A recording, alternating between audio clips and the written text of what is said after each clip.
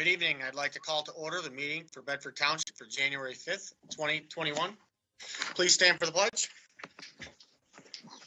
I pledge allegiance to the flag of the United States of America and to the republic for which it stands, one nation, under God, indivisible, with liberty and justice for all. Mr. Goldsmith, if you would, please open us up in prayer.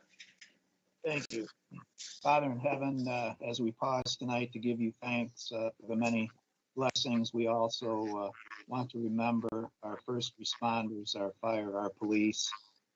We pray for your protection over them as they protect us. We also want to remember our military persons, especially after winding up the holiday season, many of whom did not have the pleasure of celebrating with their families. We want to remember them, keep them in our prayers, and ask you to provide safety for them as well.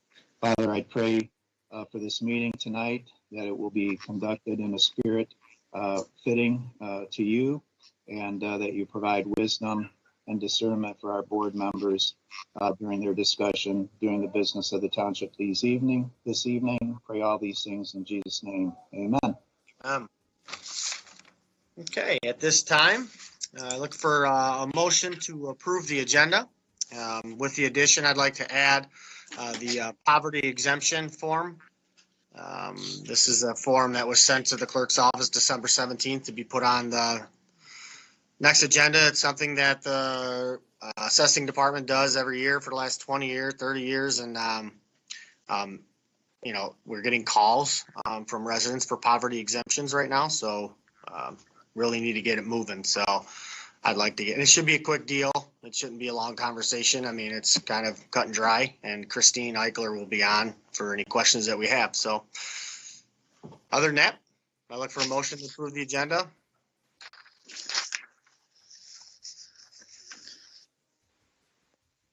I'll make a motion to approve the agenda.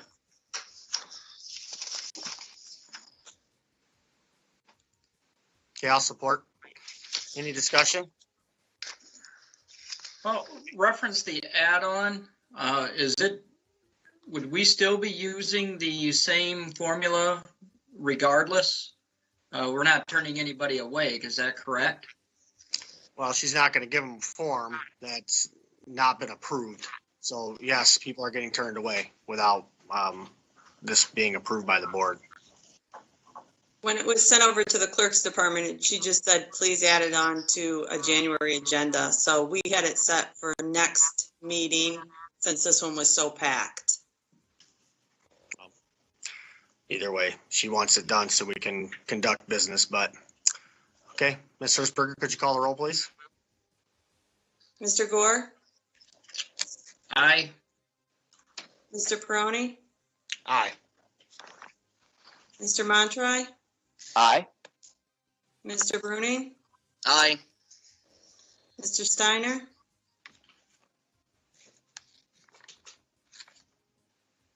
He's muted. Mr. Steiner?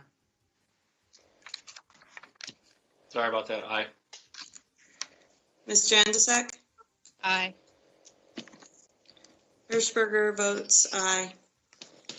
Okay, and the motion passed 7-0, so that'll be added to, I'd like to put it up closer, like, you know, 8B, that way she's not on the phone for 3.5 hours tonight. So if you guys don't mind, we'll put it at maybe 8B, and we'll push everything else down.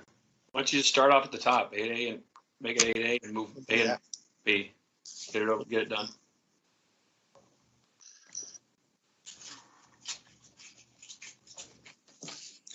Okay, moving on to the consent agenda. The agenda committee recommends to A, approve and place on file the minutes of the December 15th, 2020 regular meeting of the Bedford Township Board. Motion to approve the minutes of December 15, 2020 meeting. Support with a amendment if I could. I would like the minutes to reflect what I actually said in my board member comment, which was I can send quotes, like I guess, to have officially in the minutes. But I said I think it's clear there's a group of members voting together without any explanations for their votes.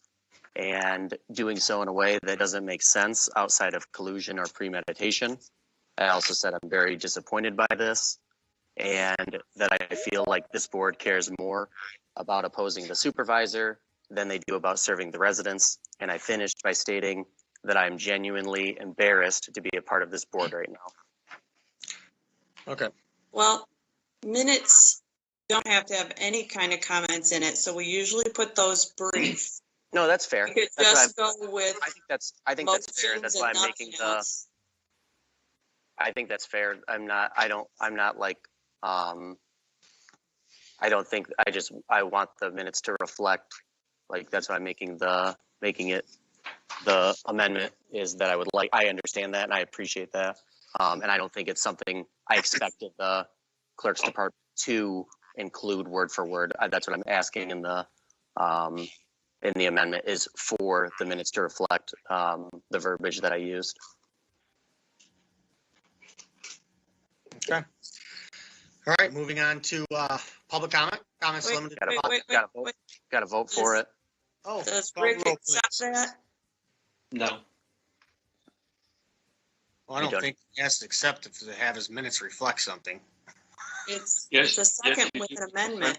To the motion has to be accepted. And I will state that I'll say the same thing. I don't care for the accusations.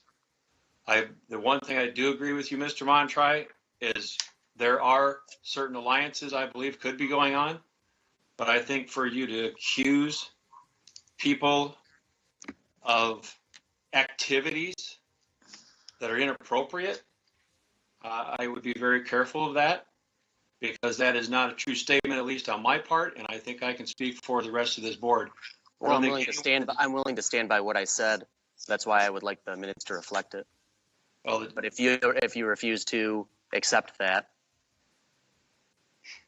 you stated it. I made the motion. I wanted to clarify my purpose of my statement because I was also accused last week myself, caught off guard at the end of public comment. Of board member comment. So I want to be very clear. Okay. Okay, so do you accept his amendment then? Yes or no, so we can move on. I did not. can I have the minutes reflect that I asked for that in my amendment? I would like the minutes to reflect that I asked for the amendment then at the very least. Okay, do you accept that, Mr. Steiner? He doesn't have to accept that. That's just. All right, call the roll, please. Mr. Steiner, Aye. Mr. Montry, Aye. Mr. Bruning, Aye. Mr. Gore, Aye. Ms. Janusik. Aye. Hirschberger votes aye. Mr. Peroni.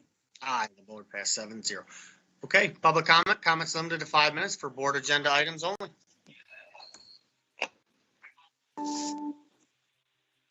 Good evening. Go ahead and state your name and address and go ahead with your comment. Ensure you're keeping track of time. Okay. Hi, this is Christine Eichler. I'm waiting. Oh, for the okay. agenda. It's George. It's Christine. George is putting the whole thing.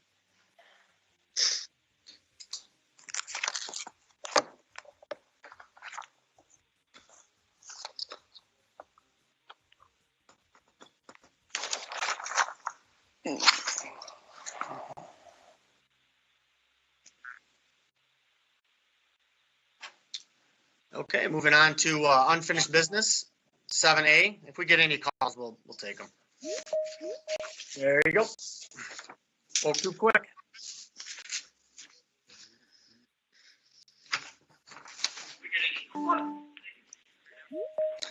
Good evening. Go ahead and state your name and address. Yep, Dale Track, 2842 Sanibel Lane. I just have one request for all the appointments tonight. I'd like to ask the clerk to read the total applications so everybody can understand what the qualifications are and how they answered the questions. So if the clerk could read those thoroughly, or if those could be put up visually on the screen so people at home can see those, it certainly would be appreciated. Well, thank you. Thank you for your comment. Have a great night. Thanks. Those are all on the website. Good evening. Go ahead and state your name and address and go ahead with your comment. Gail Kane, 1056 West Temperance. My comments tonight are relative to the committee selections. I want to thank Nancy, a dream team member, for pushing and advocating for policy and procedure. Our supervisor has said that he does not make the sole decisions. And even with his supporters applying in the second round, we should be able to have a good mix on all the boards given the number of people that have stepped up. So my comments are in general conversation, basically. I want to know why we didn't have a cow meeting. And the numbers on each. I think all of our committees need to be decreased to a logical number, such as 5. I'm trying to find the difference between board, commission, committee, or advisory, and the description and the jobs that they have and the role they play. Some of these committees, do we really have to have them? This is more of what we need to hear, not so much about the specifics on the applications. Those were on the Facebook. They're online.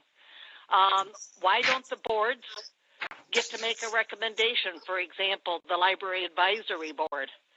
And I think we need to know who our township reps are on these different committees. And it probably would be advantageous if we could get those rotated maybe every 2 years. It would certainly avoid that opportunity of lining a pocket or other unethical behavior that has been exhibited in the past. The issue of attendance. Who's going to monitor this? Who do people report to? Is the attendance valid if they're not physically present? For example, people that leave for a season. Put aside COVID and the fact that we're doing everything by Zoom. And those who persistently don't have quorums yet hold discussions. The Lewis Avenue corridor was guilty of this for almost the entire 2020 years. So, and I attended them, so I know that. What other boards and committee seats do the members of the township sit on? For example, South County Water, SEMCOG, TMACOG, whoever they are. This needs to be publicly known as well. And I have concerns about those who could be in conflict, such as township contract employees, county and state officials. I think if we can, if at all possible, avoid any of that. And I realize that some of these concerns would possibly be better addressed once the boards are assigned. But it took me all weekend to sit down and I have shared with some and not with all. And that's my privilege and my right. I do get to have an opinion. So I don't consider myself to be doing anything illegal to that end. So it should be interesting. Let's try to keep it civil, okay? Thank you for your I'll comments. talk later. Yep, Have a bye. good night. Okay, moving on to appointment to Fire Department of Appeal. Okay, you have 2 memos, I believe, that are exactly the same. Hey, Paul, before we get into all this, may I? Sure. Before we get into all this, I would like to remind the members of this board that you are elected officials in a representative government. Your job is to represent your constituents. You are here on their behalf. And when you were elected, those who chose you to represent them here did so with certain expectations. One of those expectations is who you choose to appoint to these different boards and committees. So I'd ask that you consider that this evening. Are you working to appoint the best people for the job? And are you appointing the people who everyone that voted for you to be their representative would want you to appoint? Thank you. Okay, so we have the Fire Department Board of Appeals. So I have basically what we have here. I know Mr. Steiner put together some information here. Recommend changing back to 5 members. This board is still 5 members. In the past, we allowed them to go to 7, so we don't need to make any changes there. I see here it was said that we needed to make a change to go back to 5. We don't need to do that. We are following the MTA guidelines. So really, we just need to do the 2 reappointments, which I have in my memo. I am requesting the board to reappoint Kevin Webb to the Fire Department Board of Appeals, term ending 6/30/24. And I'm requesting the board to reappoint Barry Bushman to the Fire Department Board of Appeals for a term ending 6/30/24. And any discussion? That was a motion. So do I have a support? I support it. Okay, motion supported by Mr. Bruning. Discussion. So Is there a reason we have 2 memos? I don't know. That would be a question for Mr. Steiner. Mr. Steiner, did you want to answer? What 2 memos you're talking about? I see 1 memo in the packet. Well, you have your memo under Fire Department Board of Appeals, and you have my memo. That's what I have in front of me. Okay, I've got 1 memo and you have 1 memo. That's 2 memos. Right, but I don't know what the question is. I put my recommendations in, you put yours in. You and I did not corroborate to joint venture on these candidates. You put candidates up, I put up. So you have a memo, I have a memo. And the names are the same. Yeah. Okay, does that answer your question, correct, Ms. Hirschberger? You're muted. You're muted. I think it'll answer Craig's question, is that board members can also put in memos for board appointments. So that's what Rick did. And Chris and I did some also. But Paul, the revisions we're talking about, moving it back to 5, that wasn't the appeals, that was the advisory board. Okay, Just wanted to let you know. okay. Thanks, Trudy. I didn't pick up on that. Okay, any more discussion? Okay, seeing none, could you call the roll, please? Mr. Brony, Aye. Mr. Bruni, Aye. Ms. Jandesak, Aye. Mr. Gore, Aye. Mr. Steiner, Aye. Mr. Montry, Aye. Hirschberger votes aye. Okay, the motion passed 7-0. Item 7B, appointments to the Grant and Loan Committee. Okay. This is a committee, to be quite honest with you, I'm not even sure, I mean, Chris would be able to better answer. She served on it for many years. They don't meet often and they don't do much. You know, and I'm not sure why. I was wondering that when I first got elected, is why aren't we more open with this board about what we offer with the grants and loans? And I think there's how much, Chris, is sitting there, $50,000 to $80,000 or something like that. 50 or 60. Yeah, it was a federal grant a long time ago, and you give out grants and loans, and they continue to pay themselves back, or They don't do grants. They don't do grants so much anymore because you have to keep the money. You have to get the money back, because if you keep giving grants out, you're not going to get to have money to pay it. You know, to keep giving it, loaning it if need be. So, Okay. anyway, Paul, it is a as needed. Yeah. So I just didn't know if the board wanted to push that more with letting the people know, especially right now in a time we're in, to, hey, their opportunities are here to, have an opportunity to get a grant or a loan, not a grant, a loan. I mean, we don't. So, but anyways, I have my memo to reappoint Matt Hafer for a 2nd term, Todd Vanderpool for a 1st term, Nikki Knapp for a 1st term. She'd be great for it because she's Trudy's or Krista's deputy and can get a lot of information. It just makes sense to have the office since they oversee the dollars. Jen Fackelman and Homer Carey. I did not put Tim Schmieder on. He asked to have his name removed a few days ago due to some conflicts. So yeah, those are my appointments, and the board's more welcome to go over. Mr. Steiner has appointments here. Reappointment Tim Schmieder, 5 positions. He has well, you have a reappointment of Tim Schmieder. Which that one you could pull because you said you notified. You have Dr. Dennis Harris, Matt Moraga, Jen Fackelman, Amy Lingle, and Carmel. And then you have a memo from Krista Janizek and Trudy Hirschberger. Matt Hafer, Tim Schmieder again, and then Nicole Knapp, Sue Pryor, Gail. So you have a number of appointments. So what's the pleasure of the board?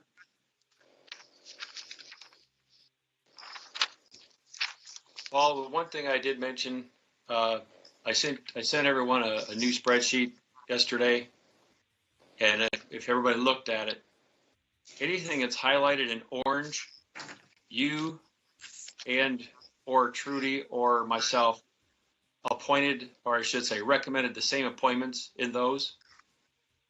I think if we have a consensus vote on, or consensus on those, say, you know, if there's 3 or 4 gathered and we've all said the same names, if we could take one vote on those 2, 3, 4 people, if they're all the same, clear that out and then go through the other ones one by one.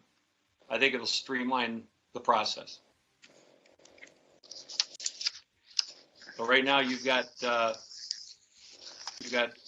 half of the people you nominated, half of those people are on either Trudy and Krista's or my recommendations as well.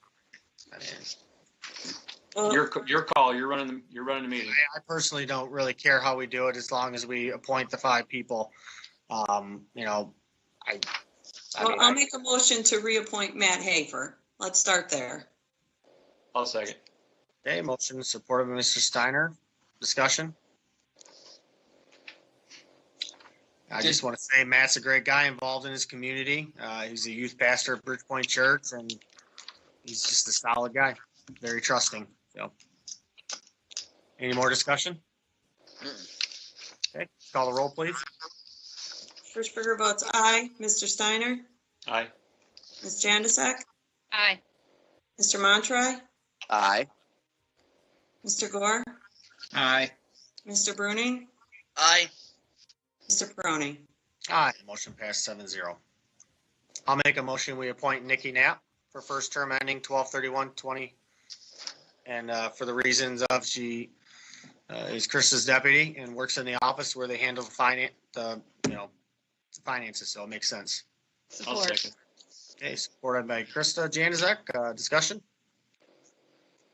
Okay, seeing none, could you call the roll, please? Mr. Peroni? Ms. Janusik? Aye. Mr. Gore? Aye. Mr. Bruning? Aye. Mr. Montry? Aye. Hirschberger votes aye. Okay, motion passed 7-0. I'll make a motion. We appoint Jen Fackelman for a first term ending 12/31/22.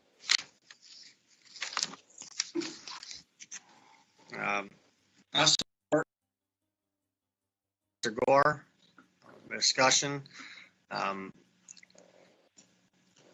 She's a chief clinical officer, master of science in social work. She's very involved in her community. I've known Jen a long time. She's an awesome person. Wants to get involved, and her passion is helping others. And she has worked with both grants and loans in her profession and life, and also she sees the growing need to help low-income families in our community. So I think she'd be a good fit. Could you call the roll, please? Mr. Peroni? Aye. Mr. Gore? Aye. Mr. Steiner? Aye. Mr. Bruning? Aye. Mr. Montry? Aye. Ms. Janusik? Aye. Hirschberger votes aye. And the motion passed 7-0. If somebody else would like to make a motion. Tell me to I'll make stand. a motion that we put Gail Keen on for a first term ending 12/31/22. Support. Okay, motion is supported by Mr. Rooney. Was it Todd? Did you make support? Yes. Mr. Peroni, Yes. quick question in our discussion here. Our initial memo said there were 6 openings. Your memo had 5, unless there's a name that I didn't get. My memo had 6. Ms. Hirschberger, your memo had 5. I only think there's 5 members that sit on that board. If you look at the header on grants and loans, it says it's a 6-member 2-year terms. I think Krista said it's never had 6. It's only ever had 5 for an odd number. Yeah, because if you get 6, you could have a 3-3. Since I've sat on it, I had never had 6 members on it, but. And I wondered the same thing because of an odd number versus an even. Mhm. But Right. we need to do whatever again, back to policy. If it says it's a 6-member board, we need to do 6 members or we have to amend it. Mr. Goldsmith. 5 now, we can amend it. You know, I mean, we don't have to put 6 on and then remove somebody. Mr. Goldsmith. You have to follow the policy, of course, as Mr. Steiner states, but I would recommend an odd number board for the very reason that Ms. Jandusak cited, so you don't have a tie vote. So if we do have a policy that requires 6, I would suggest that you consider appointing 5 tonight and then amending that policy so you have an odd number for ease of administration. Right, makes sense. Just wanted to say that before people voted and said, oh, I thought I had one more name left. Yeah, good point, Rick. So everybody's working off the same page.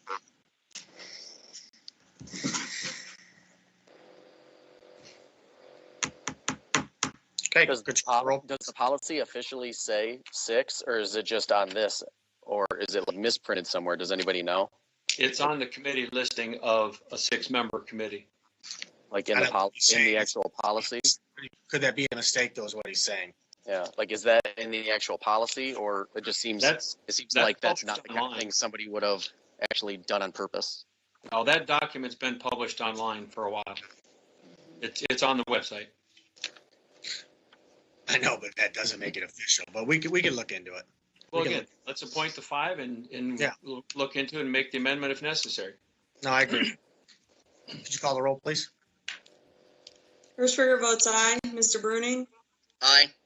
Ms. Jandusak? Aye. Mr. Steiner? Aye. Mr. Montry? Aye. Mr. Gore? Aye. Mr. Peroni? Aye. And the motion passed 7-0. Okay.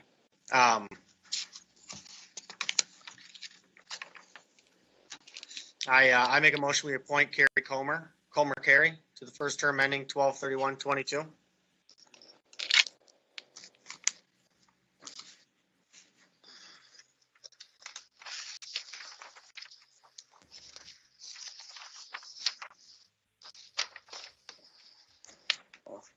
I'll support. Okay, motion supported. Discussion?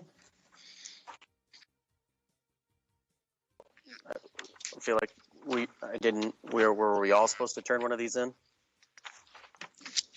You could. I mean, here's the thing. We could have had a committee of the whole, but what's the difference? This whole board's full of appointments, so if we want to take our time and discuss it right now, we can. I mean, that's pretty much what this whole agenda is appointments for the most part. So, we asked, I know a few of us asked for a committee of the whole. We didn't get one. I just thought anybody can say we want a committee of the whole. I mean, it doesn't have to come from me. I mean, I'm just saying, I don't see a point of a committee of the whole when our whole board, that's what it is. It's all the appointments, but there's no difference. There's no point in having a second meeting. Okay, I think we need to move on. He's he's got his bachelor's, master's on his application. He's been a principal and an educator for 30 plus years. So, And he works part-time in our assessing department. and he does work part-time in the assessing department. So. Any more discussion? Seeing none, call the roll, please. Mr. Peroni, Aye.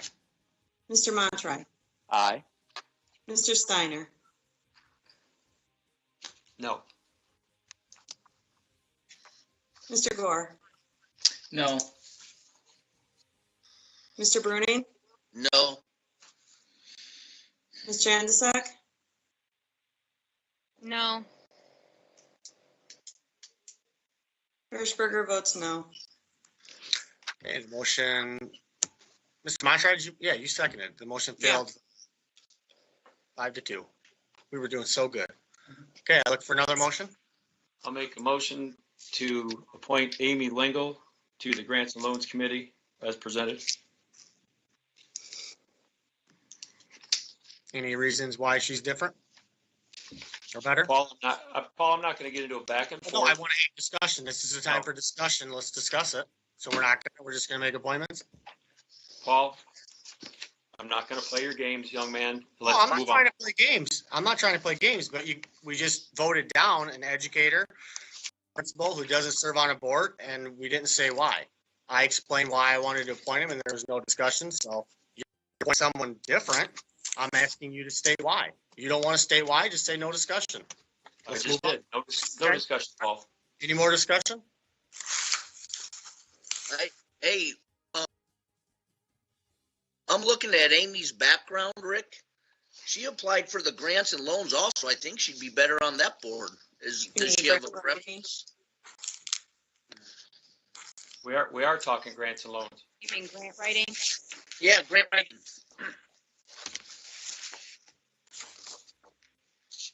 It's the grant writing committee. She applied for that one also.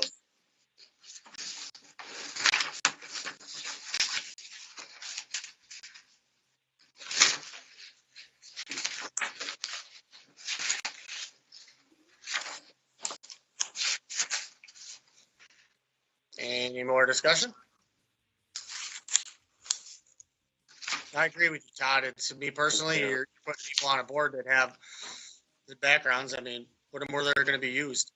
I think she'd probably do better on grant writing, but Okay, do we have a support on Mr. Steiner's motion? No. No support? Okay. The motion failed. I look for another motion. I make a motion that we put Sue Pryor on for a term ending 12/31/22. She's never served on a committee. She doesn't work for the township, if that's the concern with some.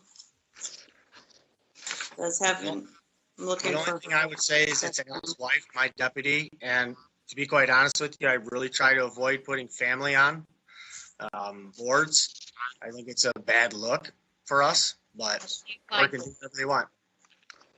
She applied, and I don't see where that would hurt unless his family applied for a grant and loan. Oh, I know, but I didn't think it was a great idea, but so. I'll support Trudy. Applies. Who supported? I did. Joe. Okay, supported Mr. Gore. Any more discussion? Okay, seeing none, could you call the roll, please? Hirschberger votes aye. Mr. Gore? Aye.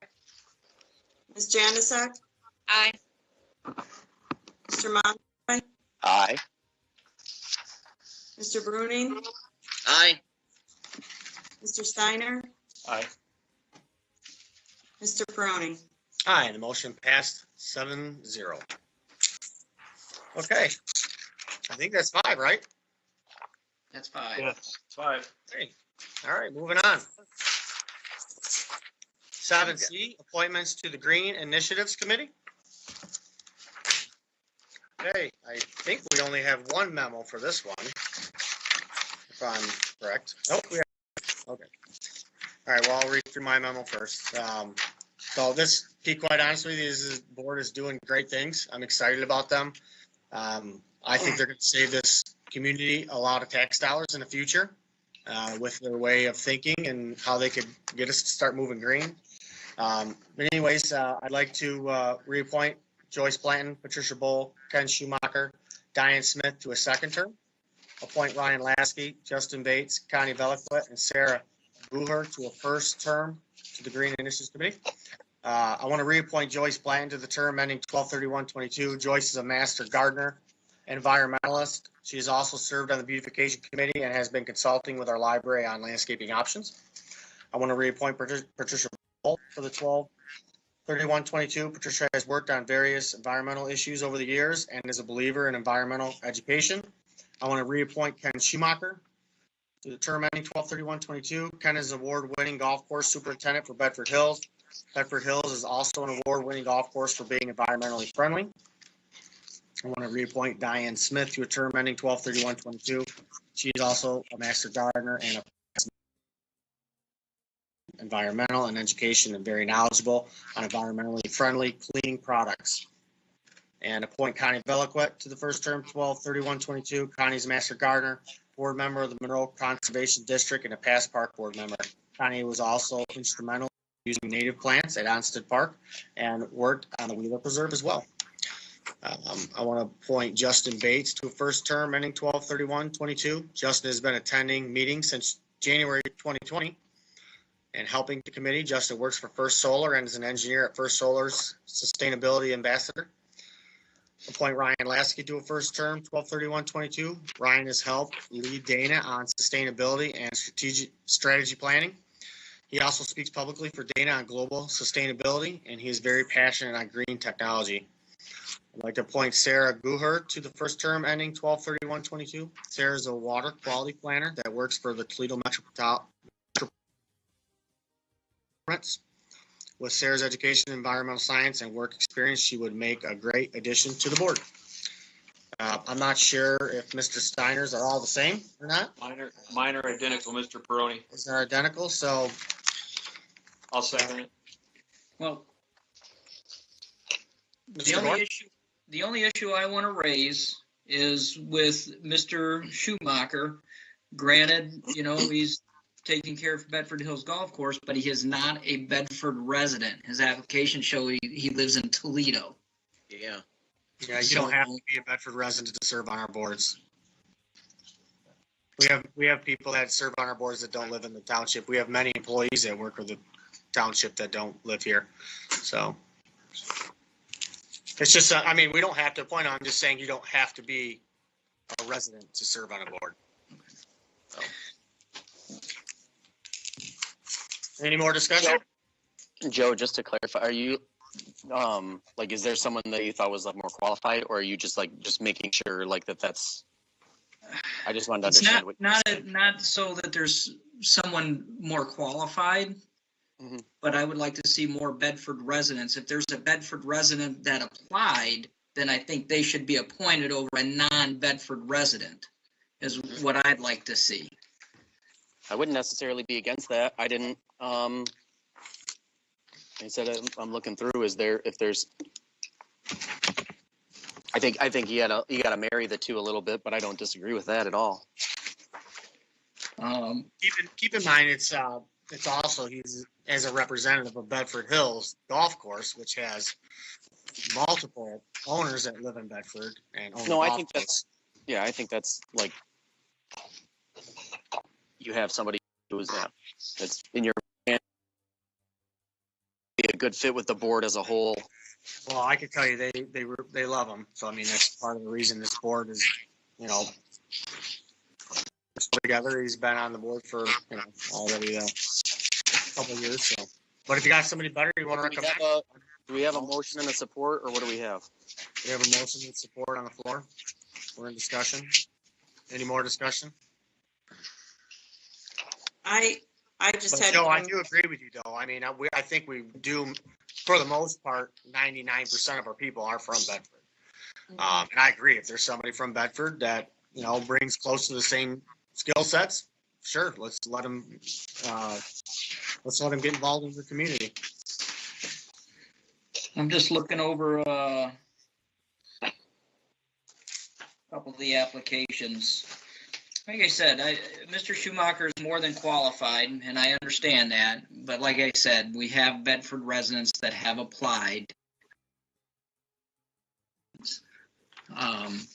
I mean, unless anybody else had, anybody?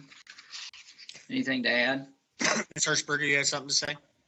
I just You want wanted these to, individuals, did you want these individually done? no, just the reappointments in one group and the new ones in another. Okay, I'll make a motion. We reappoint Joyce Blanton, Patricia Bowl, Ken Schumacher, and Diane Smith for a term ending Mr. Barone, 12/22. we do have to change the motion because we had a motion and a second on the floor, so we have to probably withdraw that motion to do it correctly. Yes, need to withdraw the second. I'll withdraw the first motion, and I'll make another motion to reappoint Joyce Blanton, Patricia Bowl, Ken Schumacher, reappoint Diane Smith to a term ending 12/31/22. Second. A motion supported, Mr. Steiner. Discussion? Seeing none, could you call the roll? Mr. Cronin, Aye. Mr. Steiner, Aye. Mr. Montroy, Aye. Mr. Bruning, Aye. Ms. Jandasek, Aye. Mr. Gore. No, only because of Mr. Schumacher. If there wasn't any other Bedford residents applying, then I would have voted yes. So, Hirschberger votes aye. Okay, motion passed 6-1. Next, I'd like to appoint Ryan Lasky, Justin Bates, Connie Beliquet, and Sarah Guher to a first term to the Green Initiatives Committee for the term ending 12/31/22. Support. support. Motion is supported by Ms. Januzak. Discussion? Seeing none, could you call the roll, please? Mr. Cronin, Aye. Ms. Jandasek, Aye. Mr. Gore, Aye. Mr. Steiner, Aye. Mr. Bruning, Aye. Mr. Montroy, Aye. Hirschberger votes aye. Okay, and the motion passed 7-0. Moving on to 7D, appointments to the Lewis Avenue Redevelopment Committee. This committee has been very successful. A lot has been done in a short period of time. We are working towards tax capture for the corridor from Erie Road to State Line down Lewis Avenue. We secured a grant through SEMCOG, and we were able to do some much needed improvements in downtown Temperance. Downtown Temperance hasn't had many improvements for a long time. Obviously, everybody knows about Temperance Action Committee, and they've done a lot over the years as well. But we have this new group that's working hard, and I think we need to keep it going. So we have a ton of appointments on here, and I think this is going to be one of our toughest boards that we appoint tonight. I do want to echo what Mr. Montroy said. Personally, I think, with this, obviously business owners on Lewis Avenue that live and work and have some of $1 million investments on Lewis Avenue should probably take precedence over some individuals that, quite frankly, don't even live on Lewis Avenue or in Temperance. So I think, people I have appointed for reappointment or appointment, with Sam Jabro, owner of Food Town, John Grohl, owner of the brewery in Temperance, Pavlov's, Mike Fisher, owner of a new business. Krista, help me out. What's the name of the business? We just did ribbon cutting there. Oh gosh. Gathered Creations. Gathered Creations. Thank you. Barry Kinsey. Barry Kinsey, he works for the college. He's a past urban planner and an economic developer. A lot of connections throughout the county. I've done a lot of work with Barry over the years with different stuff for the pillars for the Gordie Howe Bridge. Great guy. Barb Cassidy, business owner in downtown Temperance. And then obviously Greg Moore. He's a re-elected county commissioner. Amanda Mills, they have an insurance company, and they're looking to possibly do some major development down there in the future.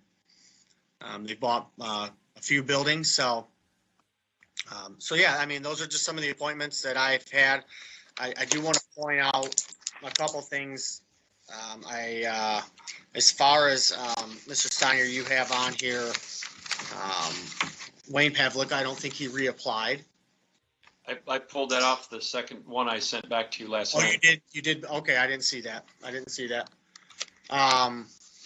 You want me to read down the list that I've got then? So you can go ahead and read your list. Okay, so the first four are the same as yours: Sam Jebro, John Grohl, Mike Fisher, Barry Kinsey.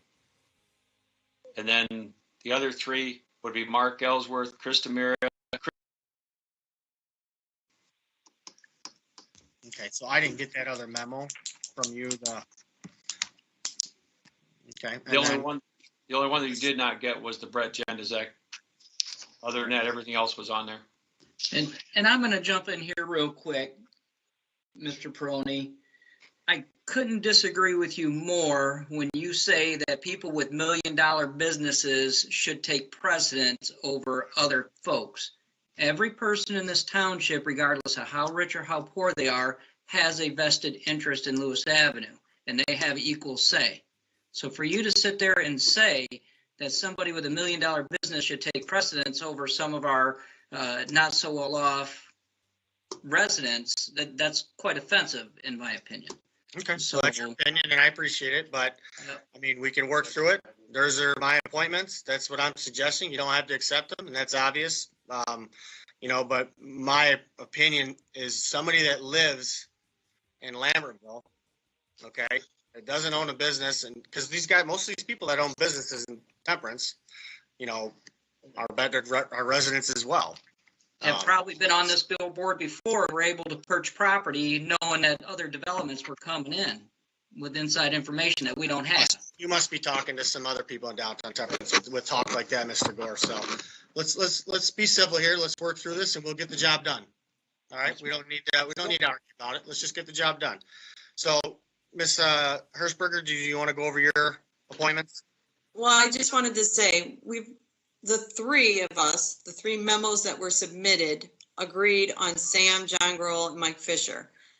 Can we just vote on those three and see how everyone else feels and then go through the rest of them? Sure, I'm fine with that.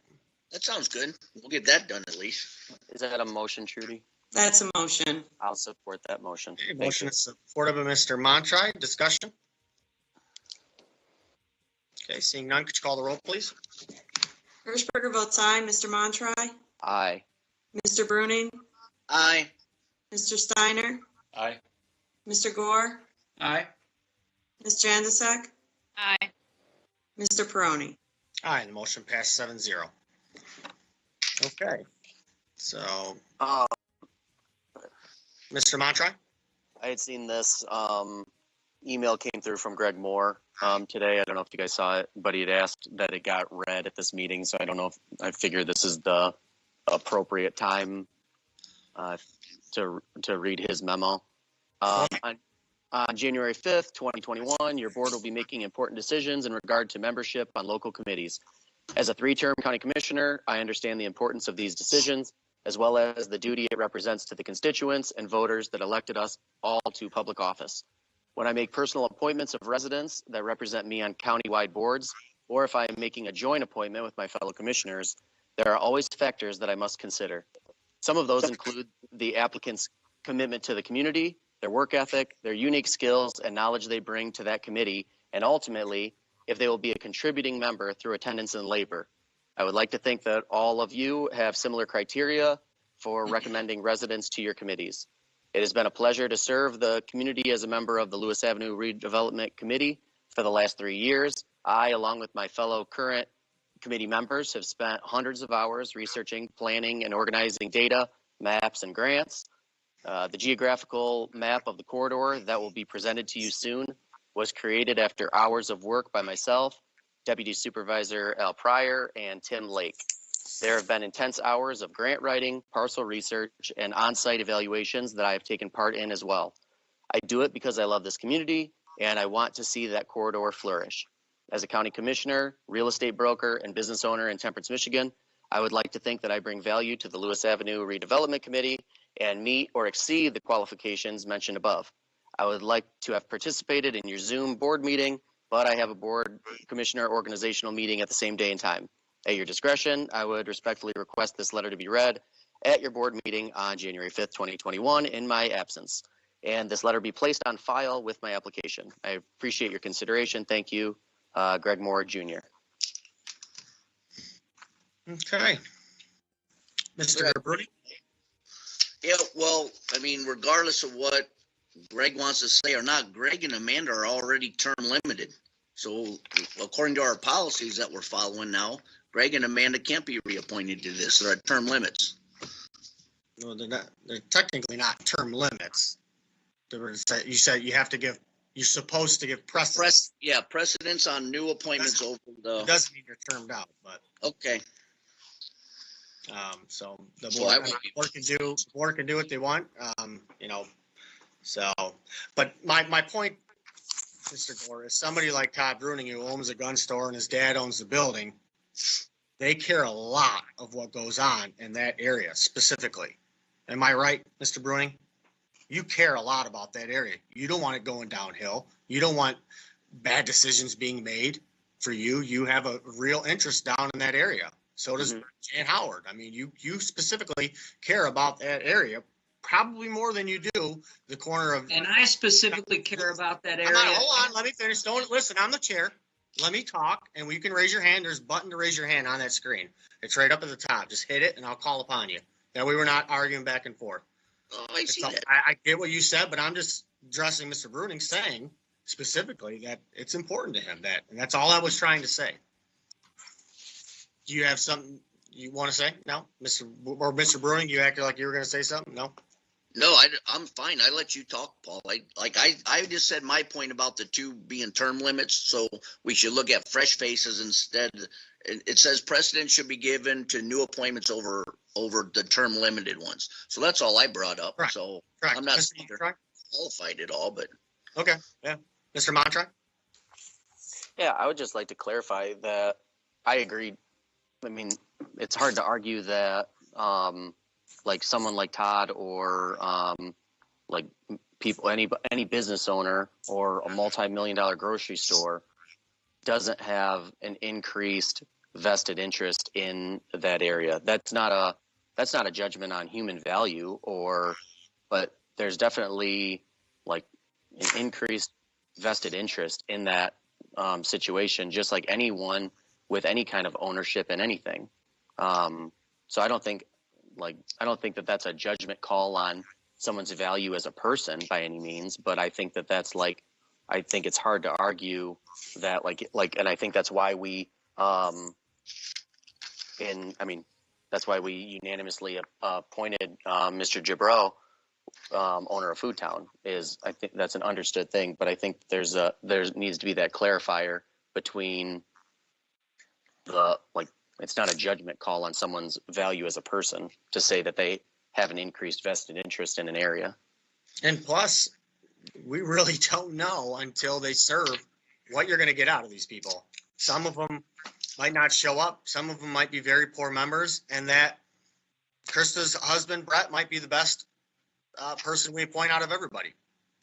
Yeah, I've served on many of these boards for a lot of years, and I've seen it. I mean, some people are great members, some aren't.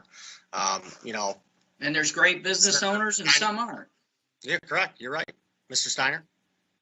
Well, one thing to point out, sort of to Joe's point, we have to remember, just because we have a committee that we're appointing, we also have open meetings. So anybody in that community can attend those meetings. And there are times where they can also speak and participate as well. So it's not like they're shut out just because we appoint somebody else. So we can still I don't think it'd be a bad idea to put one, maybe, from the public, like Brett Janizek. He's lived in downtown Temperance pretty much his whole life. They just moved out of downtown Temperance, but but to put two other ones, or one other one that lives in Lambert. I mean, to me, it doesn't make sense. But like I said, we got to keep this thing moving. So I'm going to look for some motions and let's get her done.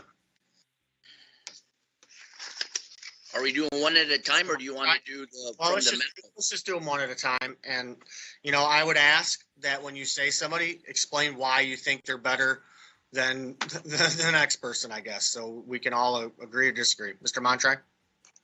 Well, just going through, because you do have a larger board, I would start with who I personally think is the, like through our list would be our next best candidate, and which is Greg Moore. And that's why I would make a motion for Greg Moore to be on this board.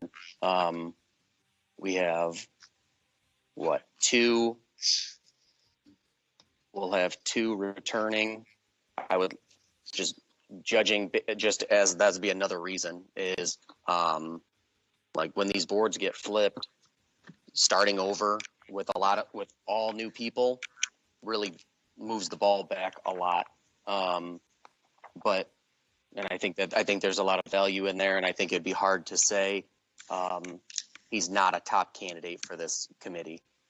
I'd be open to hearing arguments against that, but I'll support it for discussion, but I will say, as somebody who's, you know, been to most of these meetings, I don't know if anybody else here has been to these meetings, but I've been very involved, and I can tell you Greg Moore brings a lot to the table. And the goal of these boards is to be successful.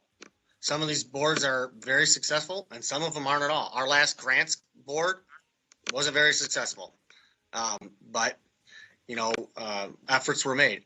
The bottom line is, at the end of the day, we need results, and that's why people like Barry Kinsey and who are involved extremely in the county and have connections, and people like Greg Moore, I mean, those are people you definitely, you know, want to keep on. And like I said, Mr. Bruning brought up a great point. It's our policy that people take precedence, but you don't have to. I think the people have spoken it as well. They want to consistently voting for Greg Moore. That's my stance.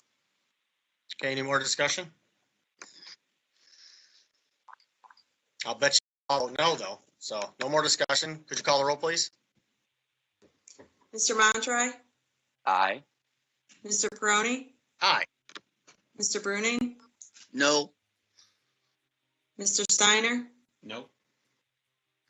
Mr. Gore, No. Ms. Jandasek, No.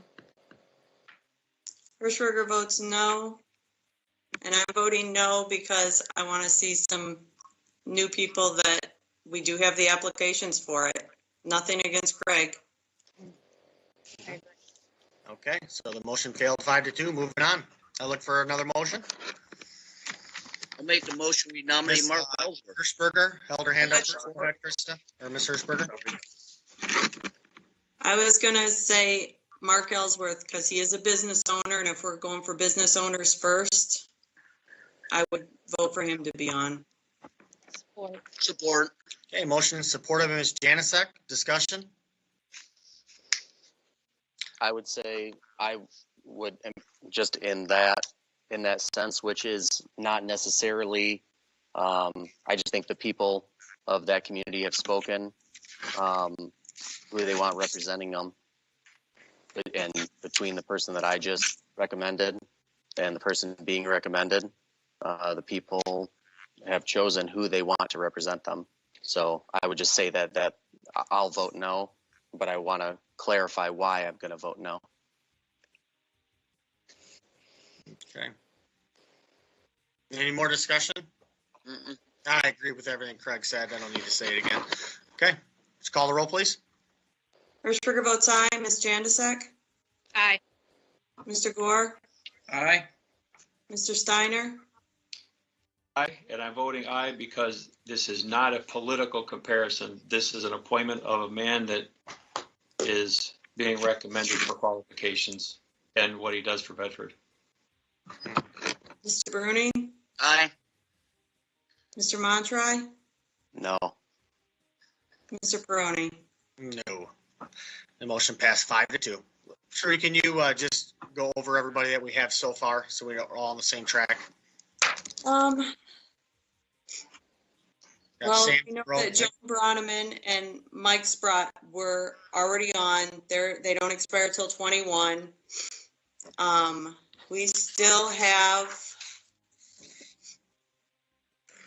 You got Sam Jabro. this one. We still have Barry Kinsey. March, let me take that one off. Barbara Cassidy. Chrissy Christy Mira. Mira. Amanda Mills, Brett Jandasek, and Jeffrey Joseph. Okay. I'll make a motion. We appoint Barry Kinsey to a first term ending 12/31/22. And reasons for it, Barry is he's an awesome guy, very involved. He'll be at the Whitman Center, which is on Lewis Avenue. He works for the college. He's a past urban planner, which is huge for this board, and an economic developer. So highly recommend him. I'll second that as he was on my recommendations as well. Motion supported by Mr. Steiner. Discussion. Ms. Hirschberger. I just have a question. What does he do for the college?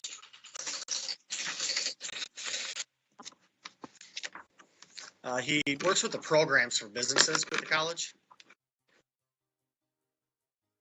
He does a lot of outreach, a lot of classes, like OSHA classes. Is he the new, like where Kojo was looking for? Is that what he's doing? Like that Whitman Center? Huh? No, but he's at the Whitman Center. Okay. Okay. Okay. And I think it's big to have a representative from that Whitman Center on the board too. So, okay, any more discussion? Okay, now call the roll, please. Mr. Steiner? Aye. Mr. Montry? Aye. Mr. Gore? No. Mr. Bruning? No. Ms. Jandasek? No.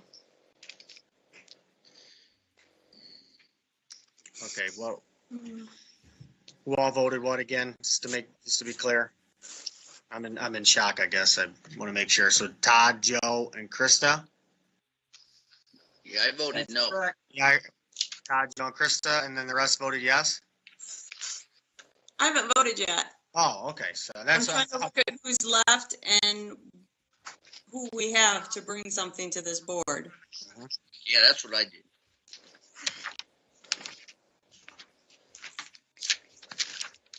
I understand he's with the college. But again, I'm looking at who actually lives here that can also bring something to that district. He lives in LaSalle.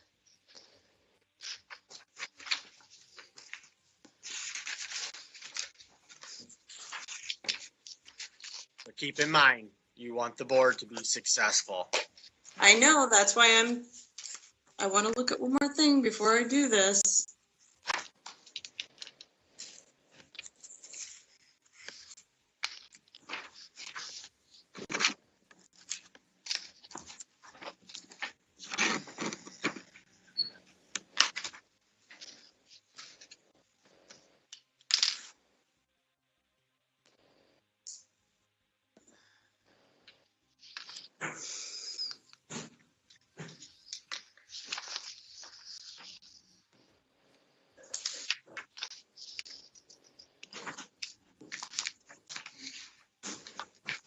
I think he's very well qualified, but I really want to stick with people that live in this area. So I'm voting no just for that reason. I think he could still do good, but I see a couple more people that actually live in the area that I would rather see on this committee. Because they have to live here and deal with this, and they have businesses here. Okay.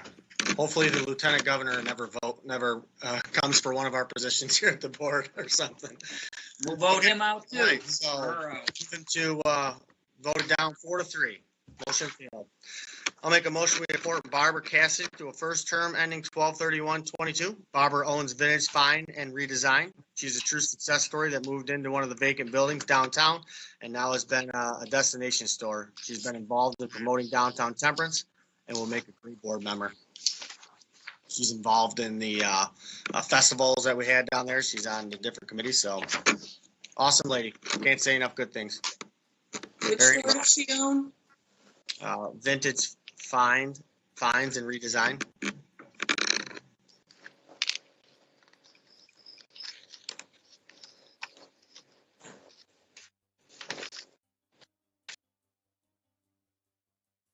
Does she do that part-time, Paul, or is that, because it has here, she works for Steve Lennox 14 years and then the Vintage Ford, does she do both?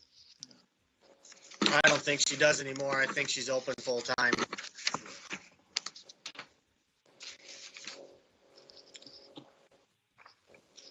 I would have preferred, I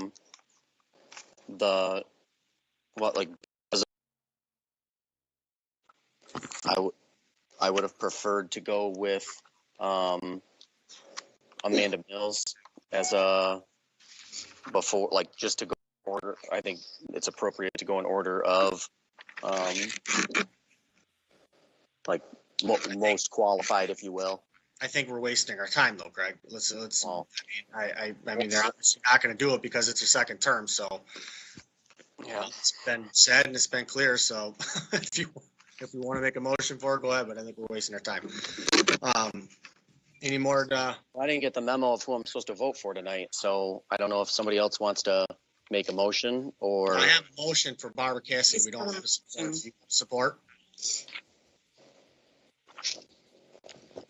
Let's do it. I'll support it. Okay, we have a motion and support. Any more discussion? Of course not. Seeing none, could you call the roll, please? Mr. Peroni, Aye. Mr. Montry, Aye. Mr. Steiner, No. Mr. Bruning, No, Mr. Gore, No. Krista Janasek. Sorry, Miss Janasek. All right, no. Hirschberger votes aye. Okay, the motion failed. 3-4. Okay, I'll make a motion to appoint Brett Janasek for a first term for Lewis Avenue Committee. second, okay, motion to supported. Hopefully we have some discussion from you two about this. Any discussion as to why, Joe? Just somebody new. Somebody new? Yep, somebody Okay. new. Bedford Township resident who cares about his community. And I think he'll do a good job and things will move on, and he's one of those good people. Good deal, Joe. Good deal. Okay, any more discussion? Okay, seeing none. I would say I personally know Brett. I think he is a really great guy. He would have been the one person that I'm totally supportive of for the Lewis Avenue Committee, as somebody that doesn't own a business or live on downtown, or have something in downtown Denver. Although he just moved out of downtown Denver, so could you call the roll, please? Mr. Gore, Aye? Mr. Bruning, aye, Mr. Steiner, Aye. Mr. Montry, Aye.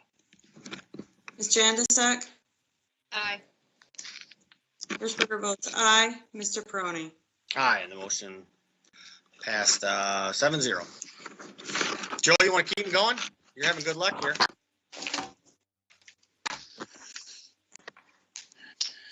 No? Okay, anybody else have a motion or somebody they want to bring forward? Mr. Montry? Like I said, I thought if we're going based off qualification, I guess I'll make a run for it. I'll make a motion for Amanda Mills.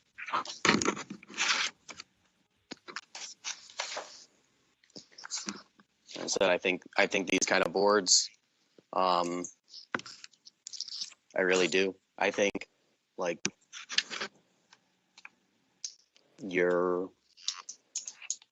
I feel like we're screwing ourselves. I feel like a very important role in putting the right, that's what Jim Collins says in Good to Great, is leadership is putting the right people in the right spots on the bus. And this is how we do these kind of things as this board. You appoint specific people to have the best people in these positions. And I think you have a board like this that, I mean, you still will have, it's not like you're clearing it completely out, but it's the kind of thing that builds itself up. And like when you just wipe it and start fresh without any any basis, it's very difficult on the board as an entire group, as well as like just the goal of the committee in the first place. So I think I'm all for, to Joe's point, I'm all for new people. I think that's very good. I think with all these boards, and I mean, even the park board and stuff, I feel like it'd be better to have them at least you have a little bit of staggeredness in your board, so you're not starting completely anew. But I think it's very valuable to have people that have already invested time to be able to be. I mean, I know from my own term last year, it was very helpful for me to have a seasoned board to work with. You had TC that was newer, but not as new as I was, and it was very helpful to be able to lean on those people rather than, all right, we're all here trying to figure it out, and you got one person that has experience. I just really believe there's a lot of value in having some tenure in those positions. So that's why I make that recommendation. Okay, my support.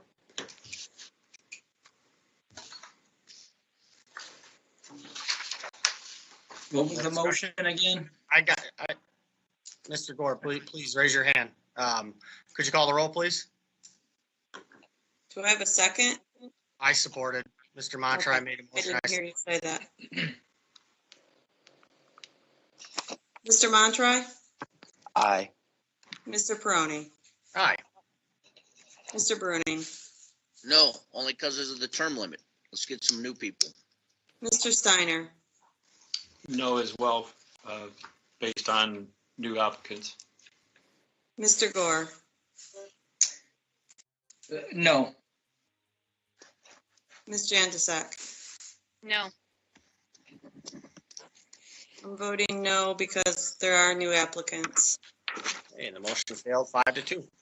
Okay, moving on. Any more motions? Mr. Supervisor, I'll make a motion.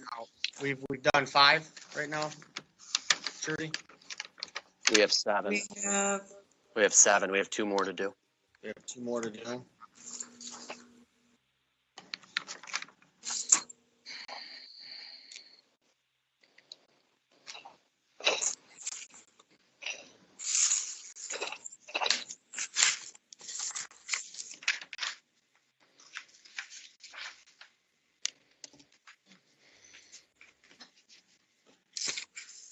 Mr. Steiner?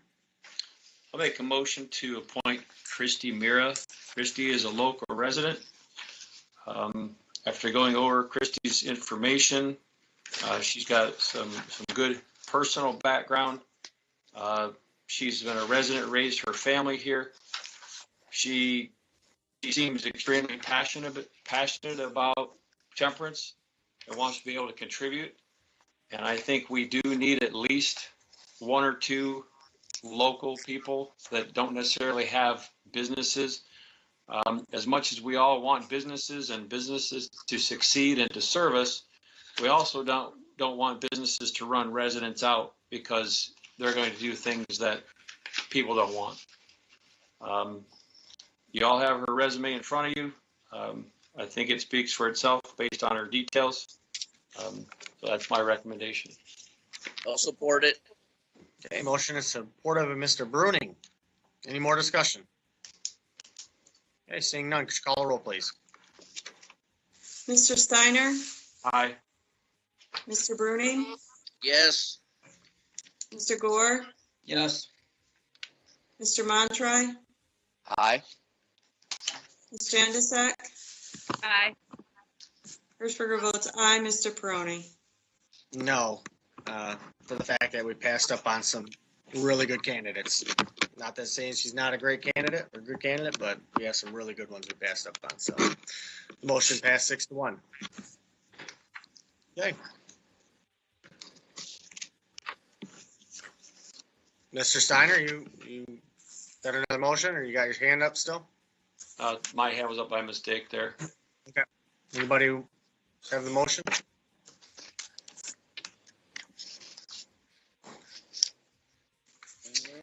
I'm trying to figure out who's left.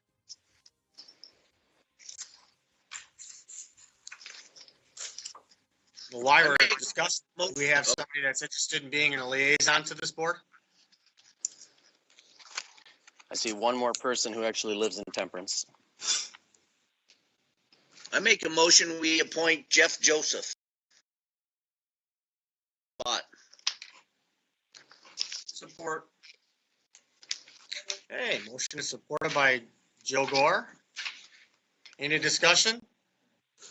Yeah. Okay, Mr. Montry?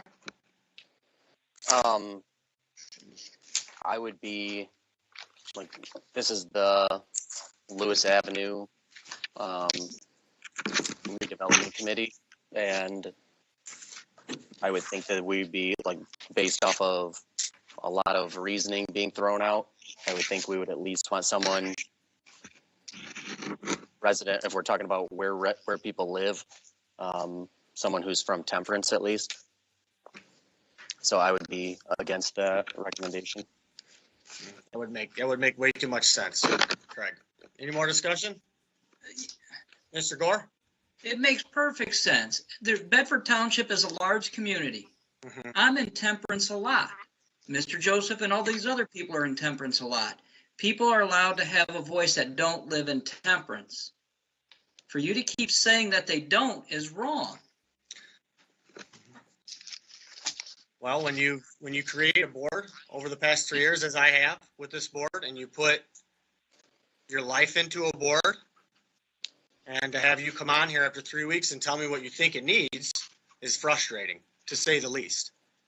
I've done a lot for this board, and I pushed for that grant, and we've done a lot in downtown Temperance. And to be quite honest with you, to hear my opinion just be dismissed is frustrating. Mr. Mantra? Again, Joe, I don't think that it's a like a value judgment on them as a person, or to say that they don't matter. Again, it's like for example, if we were talking about something in Lambertville, it's your exact reasoning that I think is appropriate for the Mr. Kinsey lives in LaSalle, or what's his name that did not live in Bedford. It's the same line of reasoning that is appropriate, that you are looking for people who have a vested interest in these areas. I'm not saying, I think Mr. Joseph has a very impressive resume, and I think would be a very valuable asset to this community. I just don't think it's a fit for this board. It doesn't make sense to me for this board, as someone who, to your point, doesn't live in the area. I think we passed over our best candidate in the group, and like I said, it's not a value judgment or to say he's whatever. He lives in Lambertville, and you've made that point multiple times, and I think it's a good point. So I'm not saying anything other than to be consistent in our reasoning, I feel like is wise. Well, and you've got Matt Kern, who's a business owner, who applied for this board, Lewis Avenue, who's a business owner, and he lives in Temperance. I didn't hear his name brought up. So, very inconsistent. So, okay. Any more discussion? Ms.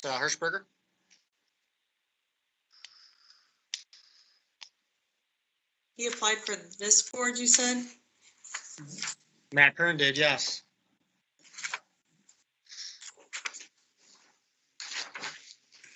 Oh, Mr. Supervisor, in all fairness, you pointed out Matt Kern, but he wasn't on your list of recommendations either.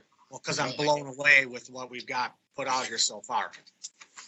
Quite frankly, I put what I thought was the best, but Matt Kern would have been my next choice. So either way, we have a motion and support on the floor. If we have no more discussion, Ms. Hirschberger? Liaison you asked about. Yeah, we're going to need a liaison for the board. You don't,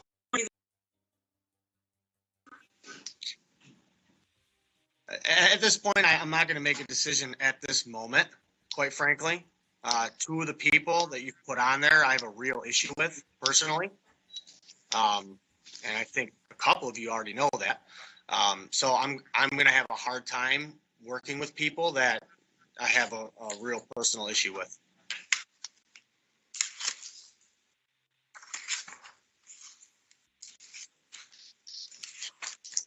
So I probably isn't going to be, if any of you are interested, I would say, Joe, I mean, you're new. I mean, you seem passionate about it. Maybe if you're interested, you could be the liaison to it.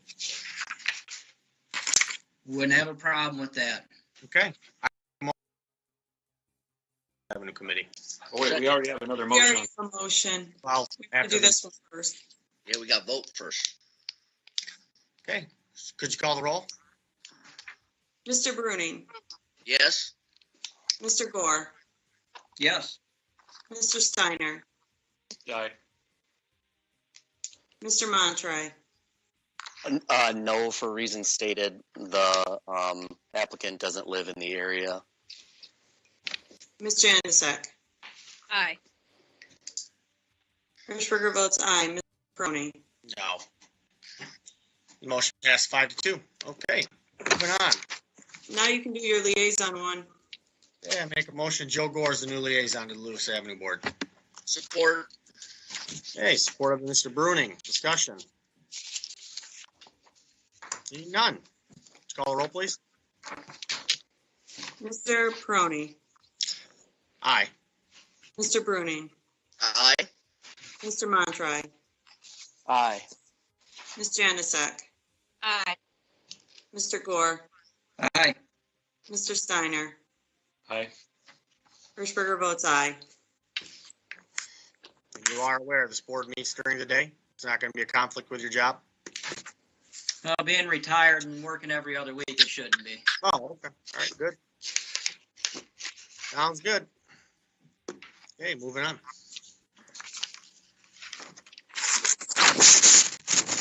Okay, 7E, appointments to the Library Advisory Board. Okay,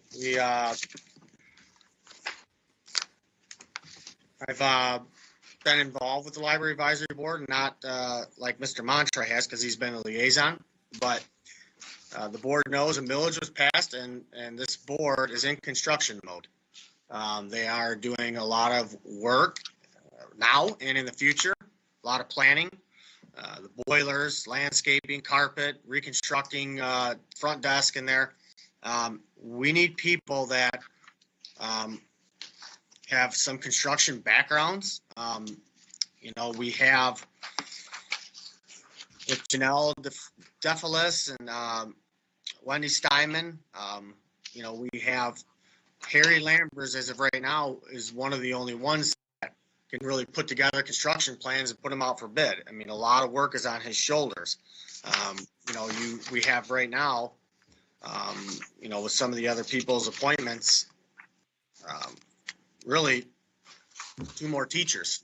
I know DL's was the business owner, and Ashley works for the library, but we need people with construction backgrounds and finance. They've had trouble getting somebody to do their finances. Craig can probably speak more clearly of it, but right now, they're doing a lot with the millage. So, Mr. Montry? Yeah, I would just echo those sentiments. That based off of the other recommendations, I would think that those would probably be good. But just from my time being on that board, I would say that those would be good members in maybe in a couple years, because the typical role of that advisory board is very different within this 5-year window as opposed to normal before the millage and after the millage. Like what they do, their day to day, like the kind, like a lot of the kind of person you need to be in that role. I think that maybe some of those other applicants are more appropriate, but yeah, like you right now that board needs more than just Harry with that kind of experience and like that, just I don't know, personality and background. It's definitely like it's needed right now while they're trying to go through that millage. So like, and I think you have like the other recommendations in the other memo. Like I think you have those roles like as personalities and background and experience and type of person. You have in Janelle and Wendy. Janelle and Wendy, I think, are fabulous board members. And I think that these other two recommendations from Mr. Steiner, I think that as a group will and would work very well. Like maybe, like I said, maybe at the next time when some of these terms come up. But for right now, that's definitely the kind of person like that this board needs. It doesn't need more of the, and I don't know if that's like just you need different backgrounds and different kinds of people in these kind of situations. And yeah, so I would like I said, just echo everything Mr. Peroni said. And I will say Matt Kern and Josh Stump are the two people that I would be recommending for new appointments. They're both business owners. Matt's business experience and educational background will be helpful with the board with budgeting and strategic planning. So I'll make a motion. We appoint Matt Kern and Josh Stump. I'll appoint Matt Kern to the remaining term for Aaron Adler at 12/31/22, and I'll appoint Josh Stump to a first term ending 12/31/23. And reappoint Harry Lambers to a term ending 12/31/23. Do you want to do those separate? Do the reappointment and the appointment separate? Yeah, I'll do reappoint Harry Lambers to a term ending 12/31/23. Is that your first motion? That's my first motion. I'll second it. Supported by Mr. Steiner. Any more discussion? This is just the reappointment of Harry Lammers. Correct. Okay. Let's call the roll, please. Mr. Peroni, Aye. Mr. Steiner, Aye. Mr. Montroy. Aye, and I would like to add, Harry is an invaluable resource on that board. Like he's a great person to have on that board. Ms. Janavasek, Aye. Mr. Gore, Aye. Mr. Bruning, Aye. Hirschberger votes aye. Okay, the motion passed 7-0. Next, I'd like to appoint Matt Kern to fulfill the remaining term for Aaron Adler, term ending 12/31/22. Are you going to do them? Okay. Are you just doing them one at a time then? Might as well. Say it again. I'm sorry. I'll appoint Matt Kern to fulfill the remaining term of Aaron Adler, term ending 12/31/22. Right. Support. Okay, we have a motion and support. Any discussion? Is he already on a board? Didn't we appoint him to something already? He couldn't because of different reasons that I warned the board of, but wasn't listened to. So he can't serve on the board for the. Okay. I don't want to get into it personally on camera of why he can't. I don't think it's necessary. Okay. Well, that's fine. I thought we appointed him to something though. We did, but he can't serve. We did. He was the board of review alternate. In order to be an alternate, you have to be a taxpayer. And there's a little loophole that he's not a taxpayer, so. Yes. Same thing with Leonard Boros. It's 10 days that you have to come in to get appointed, and that wasn't fulfilled. So. But he was appointed anyways. Anyways, we have a motion and support on the floor.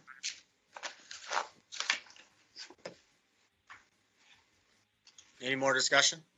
Okay, let's call the roll. Mr. Peroni, Aye. Mr. Montry, Aye. Mr. Bruning, No. Mr. Steiner, No. Mr. Gore, No. Ms. Jandasek. No. Hirschberger votes no. Okay, the motion failed, 5-2. Next, I'd like to appoint Josh Stump to a first term ending 12/31/23. Josh grew up in Bedford Township, graduated from Bedford High School. Josh is a teacher and a business owner and would like to get, and he'd be a great addition to the board. Josh is a young person we talk about who returned back to Bedford, purchased a home here, and now wants to give back to his community. Isn't his business in Dundee? Correct? Okay. Okay, we have a motion on the floor. Do we have a support? I'll support. Okay, motion is supported by I don't Mr. know why. Montry. Any more discussion? Okay, seeing course none, not. could you call the roll, please? Mr. Peroni, Aye. Mr. Montry, Aye. Mr. Gore, No. Ms. Jandasek, No.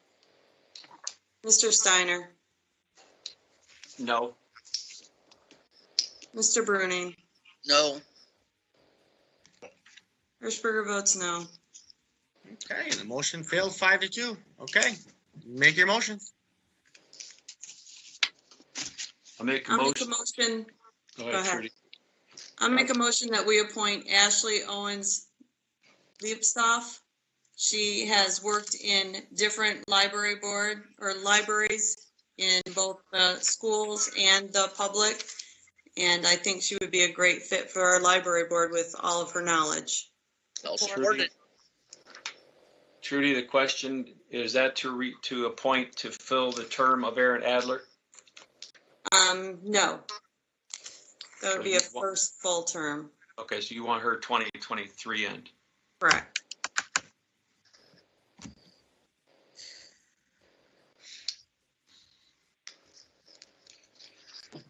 Okay, any more discussion? Who supported? Did I I get? did. Mr. Rooney? Okay, could you call the roll, please? Hirschberger votes aye. Mr. Bruning, Aye. Ms. Jandasek, Aye. Mr. Montry, No, for reasons stated in the earlier discussion, which is you're just being redundant with the type of people you're having, and as the liaison, you're misguided. Mr. Steiner, Yes. Aye. Mr. Gore, Aye, we're getting a valuable asset that has worked in libraries before and knows the system, so she'll be fine. Mr. Peroni. No. And quite honestly, because you have a liaison that just gave you a great explanation, but nobody's listening. So, I would like to say, if I could, I was a liaison to the library board for many years through millages and no millages. And I've picked someone that as a liaison to the board in the prior years, I think would be a perfect fit. all right, motion passed 5-2. Okay. Next motion. I'll make a motion to appoint D. Ellsworth. When's the term ending? Was it 2022? 22. Term ending in 2022. I'll second. Support. Okay, motion D is is a Dee's a longtime resident. We got the Go ahead. No, I'm sorry, Paul, go ahead. All right. You just jumped ahead. It's okay. Go ahead. I just want to say that Dee is a longtime, she's a retired school teacher, known her for a number of years. She cares about this community deeply. She's a business owner right here in Bedford. She has taught for years at the junior high, and I think she would be an absolute valuable asset for the library board. She truly, truly cares. Hey, we are going to need a liaison for this board. We don't have a liaison. Did Mr. Bruning second that? Yeah, I supported it. Supported it. So just so the board knows, statutorily, they have, per their contract, they have to have a liaison. So.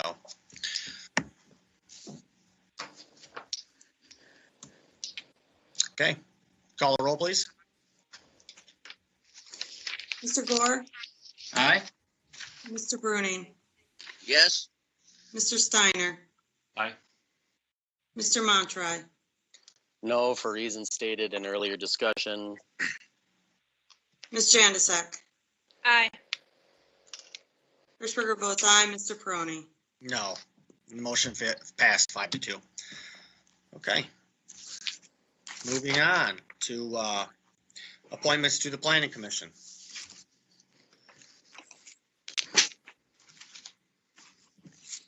Okay, I put on Joe Fike last meeting. He was denied with no discussion, as were a lot of these people this meeting. Joe is a great guy, business owner, lives in the community, wants to get involved, has never served on a board, and would make a great, would be a great asset to the Planning Commission. He was interviewed by the Planning Department. They thought he was a great guy and would be a great asset. So that's why I'm putting him back on here. So I'll make a motion that we appoint Joe Fike to the Planning Commission.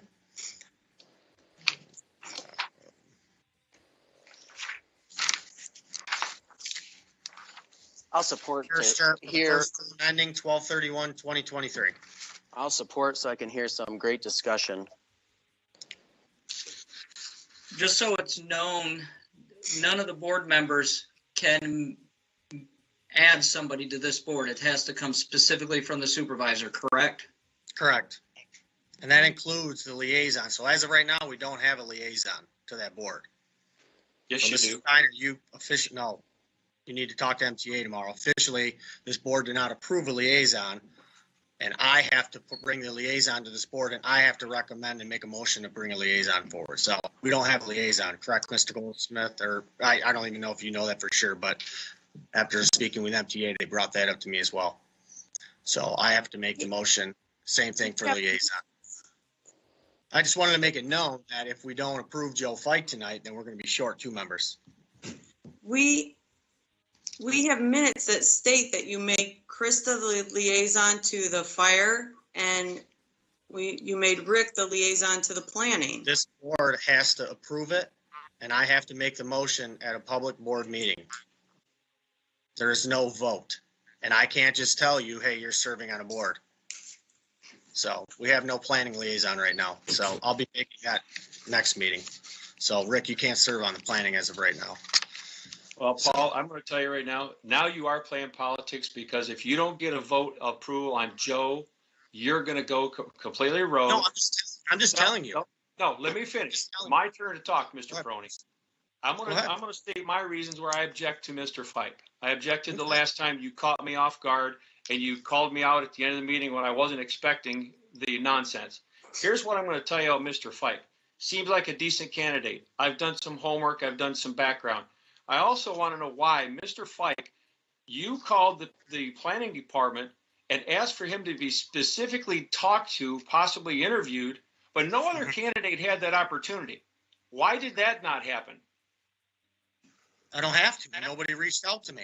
Why did you not Joe give Fike the was other the guy that candidates I was opportunity? going to put on last time, and we didn't. So he's been waiting for a long time, and he's, to be quite honest with you, in my opinion, he's the best candidate. Okay, so if you want to go through an interview process for these, We then don't you have get- to. No, I don't. that's No, I the point. don't. I don't plan to. But if you do it for one, you have to do it for everyone because I you're not. won't do it for everyone- any of them anymore moving forward. I'll just make the appointments. Again, And then you can approve it or disapprove it. all right, if you look at my recommendations, Mr. Peroni, you can tell. I will look at the recommendations next No. meeting. As of right now, Let me my appointment is Joe Fike. Let me finish. If you look down my list, I did not discuss my recommendations with you, with Mr. Bruning, with Mr. Gore, with Ms. Jandazek, with Ms. Hershberger, or Mr. Montry. But I'm telling you, so when you go accusing of politics and aligning with specific groups, now you're playing politics. You and Mr. Montry have done it all evening long, and you can see back and forth between the two of you. And then Craig, so many times you would say, well, I'll support it just for the discussion, only because Mr. Peroni made the motion, couldn't get a second by anybody else. Mr. Steiner, not- you said I'm not- what you needed to How say. boards work, dude. I made a Mr. Peroni? motion for Mr. Fike. We have a support on the floor. Take the roll, but I'm just telling you, the planning department's gonna be. Wait a minute, did I hear anybody call the question, Mr. Peroni, and stop Are you- discussion and take a vote? What else do you have to say about it? You're telling me that you said what you needed to say about Craig and I, which I totally disagree with you. How do Okay. you know that I said everything I had to say, Mr. Peroni? finish- You're stopping my discussion. Okay, As a board member. go ahead, finish up what you're gonna say. I will when you stop interrupting me. Go ahead. So my point being, you guys sit there and accuse other board members of certain things. And you have no basis and no background. I have not heard you and Mr. Montry state for every single motion that you've made for applicants. I have not heard you say specifically for every single one of them, all of the reasons why you should appoint. What I see on Mr. Fikes is no detail compared to the rest of them. You know, I probably spent, besides some of you in Township Hall, because you've got the time, that's part of your job. I have a full-time job working 12 to 14 hours a day. I still spent numerous hours going through these applications. I didn't just pick out names out of a hat and throw them on the list. You look at the emails that I put into you guys. I put a lot of work into this. I sent it to everybody and very little communication saying, hey, great, this is what we need. This is what makes us work better. We asked for a committee meeting of the whole. We could have discussed so many of these things prior to this meeting. We could have cleared a lot of this up, and we could have had a lot easier vote instead of arguing at this board meeting. We're clearing it up right now. And to be quite honest with you, after the actions that were happened last meeting, I wasn't wasting my time. It was obvious this board knew what was going down. And this board still does this meeting, what was going on, other than pretty much Craig and I. Well, and you know what? You talked about Text personality, board Paul. members, nobody texts back. I try to communicate with people, doesn't work. So Did you ever try to leave a message when you try to call somebody and say it's listen, we important don't when need you to get talk? petty. Let's move forward. We got a lot on this agenda. I'm just saying I've got a person here. If you want to deny it, deny it. If you don't, approve it. And then we move on. You have a motion to support. Any more discussion, Ms. Hershberger? I just want to say that I turned down Mr. Fike the last time because I thought there were other candidates that were just as qualified, if not more qualified. And my vote today, I'm going to vote it down again because I feel the same way. Okay. And you can do that. So could you call the roll, please? Mr. Peroni, Aye. Mr. Montry, Aye. Mr. Bruning, No, Mr. Steiner, No. Mr. Gore, No, Ms. Jandasek. No. Hershberger votes no for reasons stated. Okay. And the motion failed 5-2. Yeah. So just so you know, you can't go to the next planning meeting, Mr. Steiner. You can't serve until we get you approved. So Ms. Hershberger? Phil, I think you had discussion with the planning department, or Marty did. Can you bring that up at this point? In terms of the statute, oh, yeah. In terms of Their having, next meeting? yeah. Marty did have some discussion. Marty Camprath, one of my partners, had some discussion with Aaron and Jody relative to considering, and the supervisor would have to make the appointment, and it would be subject to approval by the board. That's required by the Planning Act. But the discussion was, and I guess I haven't talked to him, but I was informed that Dennis Jenkins would be willing to serve on an interim basis on the Planning Commission until I guess it would be his successor would be appointed. But again, the appointment would have to be made by the supervisor and then approved by the Well, hold on, township. Mr. Goldsmith, hold on. So as far as Dennis Jenkins, it's automatic that he stays on planning. I don't have to approve him. He can serve on planning right now.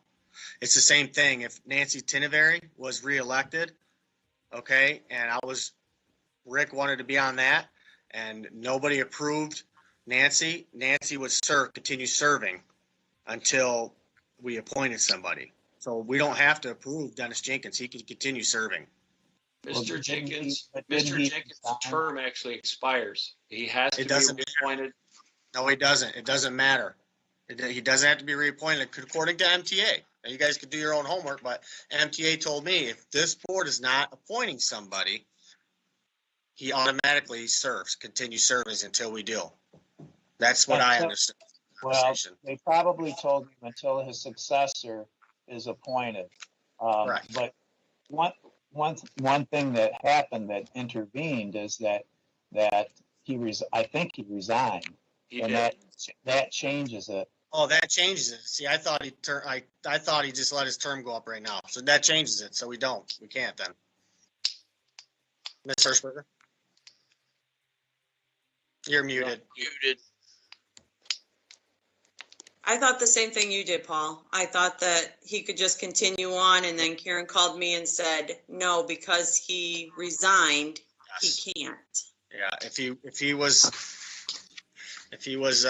lapsed, then he would keep going. So now You're right. He has only agreed to stay through January.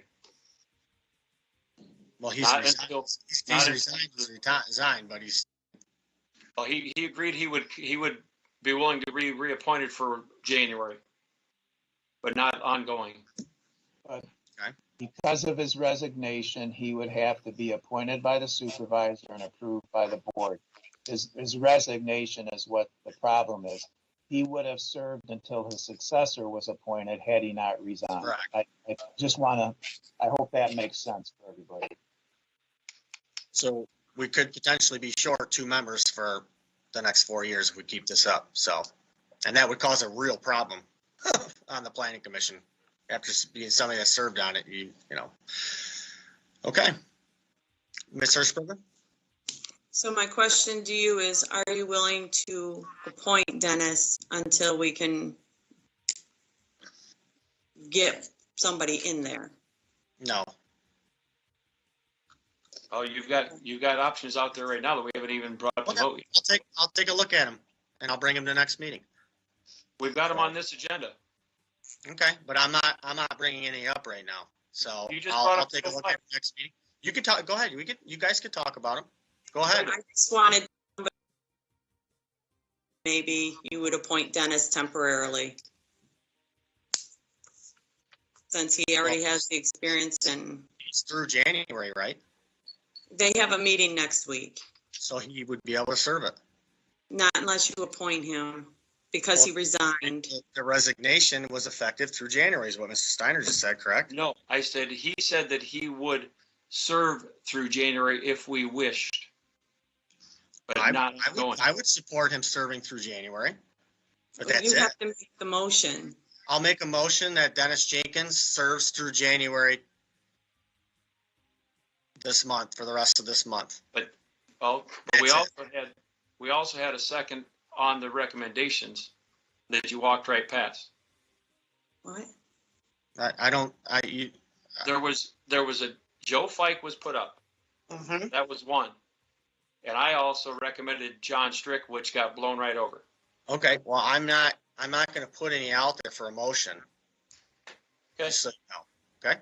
I'm going to second Dennis. You got a second for Dennis, so we have a That's me. 5th member. Okay, so any discussion on Dennis to serve through January? Seeing none, could you call the roll, please? Mr. Peroni, Aye. Hirschberger votes aye. Mr. Montroy, Aye. Mr. Bruning, Aye. Mr. Steiner, I am going to say aye because Dennis is a major asset, but I will say if it wasn't for that and what's going down, I would have said no because we should have been appointing a permanent person. Mr. Gore, Aye. Ms. Janusik, Aye. Okay, and the motion passed. Okay, moving on to new business, vouchers for payment, Ms. Hirschberger? Poverty exemption. you put the poverty exemption Oh, in the there. poverty extension. Oh, good. Okay, Krista, she's still hanging in there. Christine. All Good right, evening. go ahead, Christine. Thanks for adding this onto the agenda tonight. I appreciate it. Requesting to approve Bedford Township's poverty exemption guidelines for the 2021 assessments.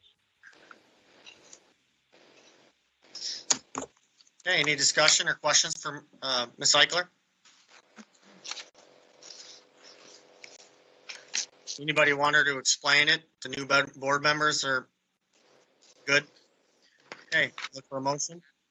I think it would be, not to be like, not to belabor it or drag this meeting out anymore, but I feel like it's the kind of thing, Christine, if Christine could give a quick synopsis, Christine. just Give a quick for public's sake, honestly. Sure. You're basically going to be approving the 2021 poverty exemption policy guidelines and the application, as well as income and asset test guidelines, along with the poverty instructions and the resolution, as well as the exemption application. This is an annual process.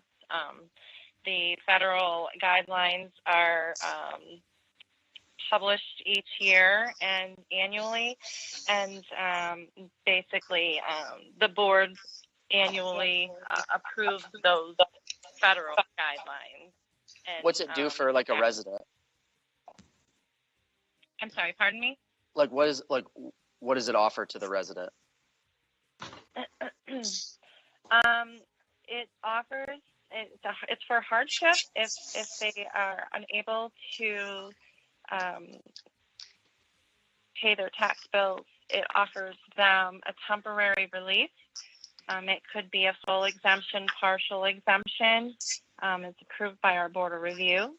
And there's certain income guidelines that you're approving and setting that they have to fall in line with for the exemption. Thank you.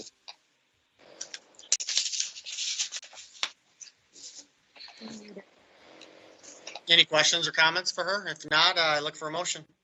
I'll make a motion to approve the 2021 poverty exemption. Support. Okay, motion supported by Mr. Gore. Discussion? Seeing none, could you call a roll, please? Mr. Montroy, Aye. Mr. Gore, Aye. Mr. Steiner, Aye. Mr. Bruning, Aye. Ms. Janusik, Aye. Hirschberger votes aye. Mr. Peroni. Aye, the motion passed 7-0. Thank you, Christine, for being on. Appreciate it. Okay, moving on to AA, vouchers for payment. Ms. Hirschberg? I'd like to make a motion that the following vouchers be approved for payment. General Fund, $120,690.99. Fire District, $41,799.51. Police Fund, $665.91. Park Fund, $1,234.55. Fire Equipment, $1,541.70. Transit System Fund, $25,580. Library Fund, $621.10. Downtown Development Authority, $128.36 or $128.36. Sewer O&M, $3,129.96. Trust and agency, $1,933.50, for a grand total of $197,325.58. Support. Okay, motion is supported. Discussion? Comments? Seeing none, just call the roll, please. Hirschberger votes aye. Ms. Janusik? Aye. Mr. Montry? Aye. Mr. Gore? Aye. Mr. Bruning? Aye. Mr. Steiner? Aye. Mr. Peroni? Aye, the motion passed 7-0. Okay, moving on to 8D, approval of postage meter lease. Ms. Hirschberger. So the postage meter lease will be up in March, so we started going out for quotes early. And it's not the lowest by about $12 a year, but Pitney Bowes, the machine is a better machine. We'd be getting a brand new machine. They would take the old one, bring a new one in. It's faster. And that would be for $1,692.36 a year. And then there's some, get to the next one. Okay, any comments, questions? Close, go ahead.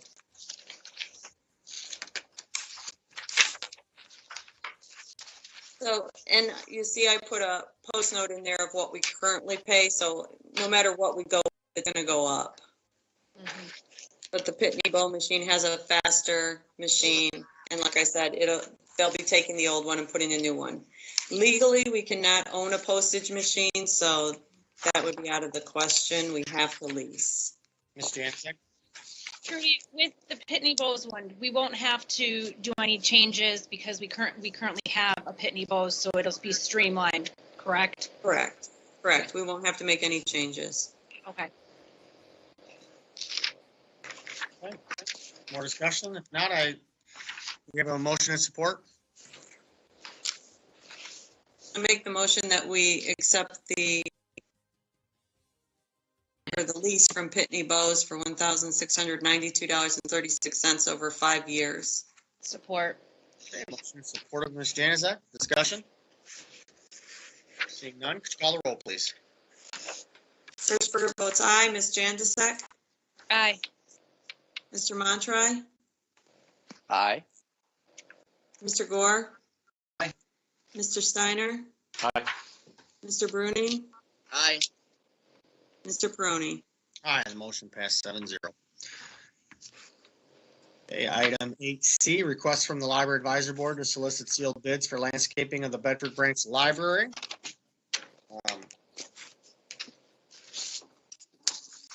Personally, we've got this bid, and I appreciate Harry, all the work he did on it. I was out there one day when he was with Joyce Blanton going through it. Just a couple things before we approve it or disapprove to go out to bid. I don't think Monroe County Library System should be doing landscaping, or I don't think they should be trained to be doing pruning. I think our maintenance guys should be the ones to be trained to be pruning, if anybody's going to be trained. So those are just a couple of things that I had noticed about it, but personally, I think there's, in my opinion, more important things to be going out for bid right now, such as a boiler that's costing this township money because of all the maintenance.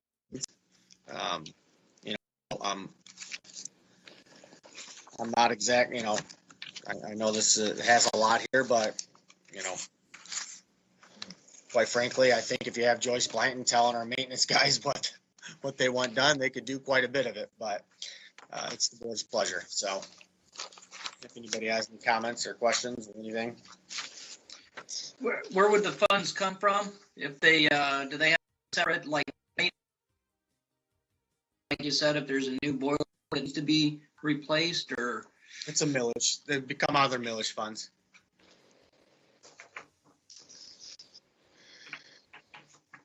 And did they give you an idea, Mr. Montre, about how much they're looking to spend or what their cap is or anything like that? There's a lot of different numbers out there with all of this. I don't have all of I got a whole nother stack of stuff from library advisory board stuff that I don't have with me currently. But I'm trying to, they have more than enough money to do this job. It was in their,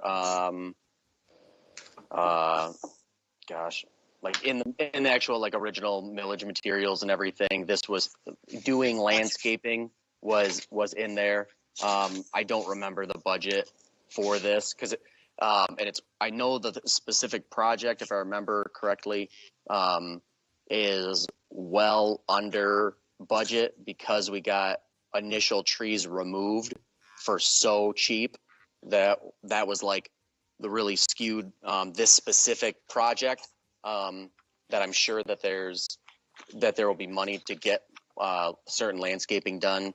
To your question earlier, technically yes, like this kind of project is pulling money.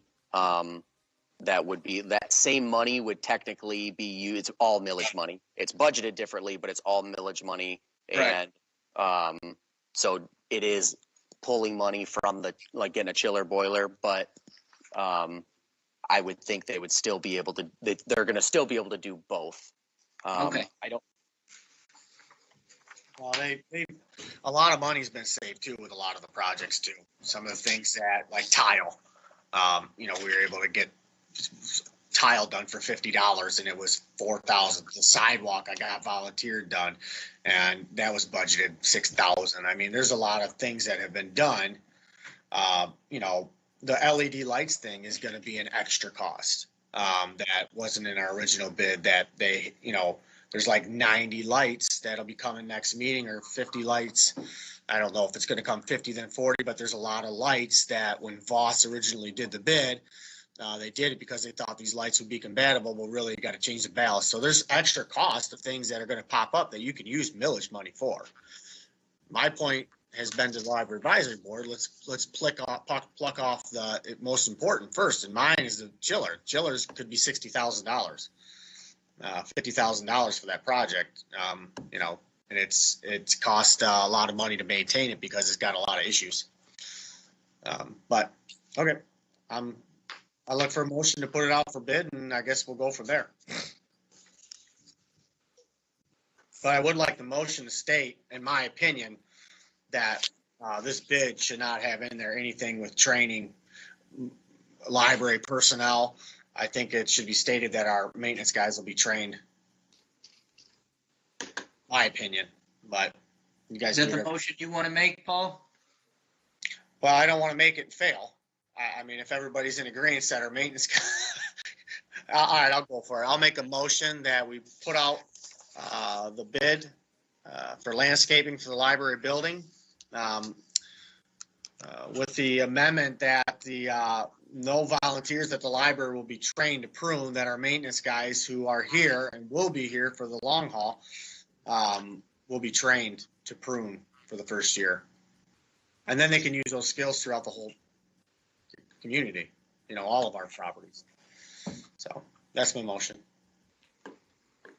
Ms. Hirschberger? If we let them prune, would that violate our maintenance? Possibly. I haven't fully looked into it yet.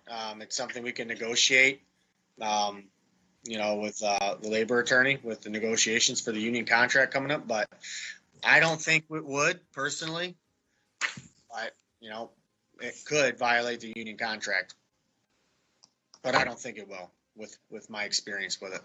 You violate the union contract when you do something that happened last year where a seasonal guy comes in on a Saturday and a full-time maintenance guy wasn't asked.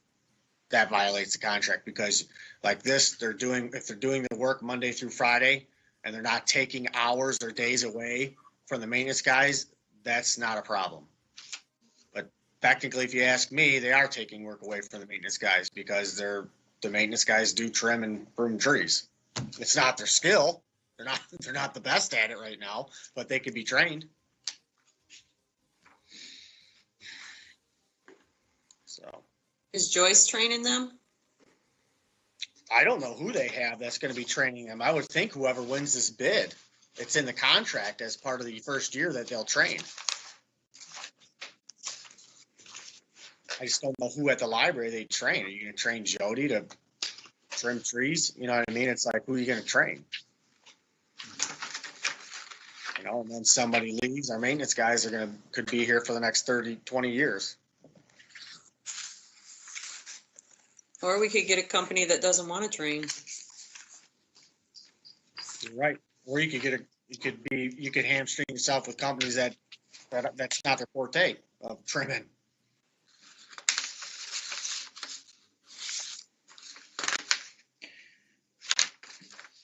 I'll support your motion, Paul. Okay, motion in support of Mr. Gore. Discussion.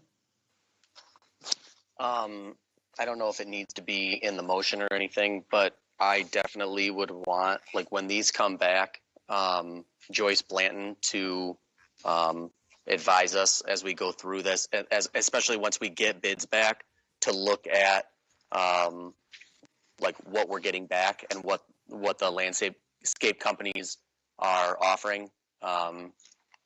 She gave a presentation to this board and to the library advisory board and kind of gave a lot of direction, and I would really want her kind of advising us if she's willing and available. That's something I think to take on her experience, I think would be wise. Well, Like I said, I don't know if that needs to be in the emotion or anything, huh?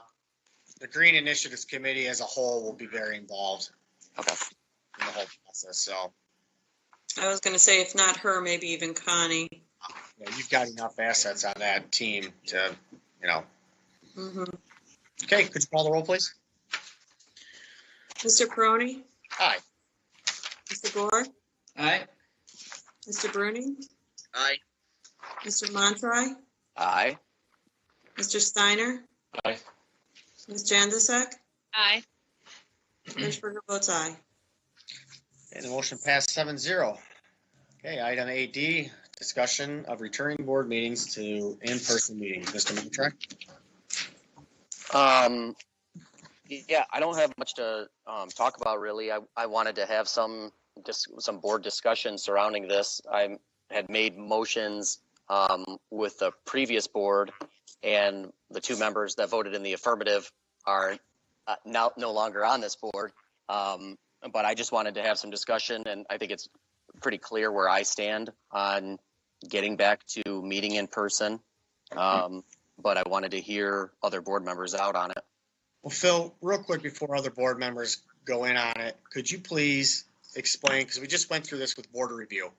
Board of Review wanted to have in-person meetings, and legal basically said that you can't, because MTA says you can't either, but I contacted the state representatives, and they basically said you can, because all of the orders are null and void. So could you please explain our conversation to the board, and maybe this will clear up a little bit of this, and then you can have discussion. Sure.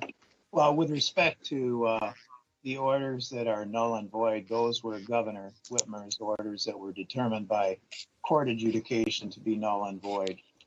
The order that we're dealing with right now comes from the Department of Public Health, the director of the Department of Public Health for the state of Michigan. So right now through January 16th, we are not permitted to have in-person indoor meetings. Now, that may change. That order could be extended because it's been extended twice. And that will be based on data that's available to the Department of Public Health. So through the 16th, we cannot have face-to-face indoor meetings. Again, that order could be extended. Now, through separate legislation, we are allowed to have virtual meetings for any reason through, I believe it's March 31st. So up until the 16th, we can't. After the 16th, we may be able to, and that depends on whether or not this current order issued by the Director of the Department of Public Health for the state of Michigan is extended or not. I hope that helps. And like I said, with, when we were talking about the meeting we wanted to have in person a couple weeks ago, it was, like I said, the state basically said that it's an option to have in-person meetings. So, Mr. Steiner? Just to go back to what Mr. Goldsmith said, I don't want to drag it on because we got a lot to cover yet, but I sent a memo over the weekend to the entire board. I also outlined and also provided a link to the last governor's orders of December 18th. And Mr. Goldsmith is correct. The previous orders by the governor were found that they were not constitutional, but the Michigan Department of Health and Human Services is where they went and issued the new orders. And it was very clear. I made some bullet points with a lot of detail. Sent that to you, Mr. Peroni. You said it wasn't your issue. I said, you're correct. It was Mr. Montrey's. Sent it back out. And I got no response from anyone on this. So, again, trying to do the work and trying to help streamline these things and point these things out. But it was like crickets when I sent the email. So if you want information, we're talking about putting details out there tonight so we all understand what's going on and everything. I expect the respect and courtesy that you reply to these type of emails when you're asked to reply to them. Hey, thank you for your comments. Anybody else have any comments?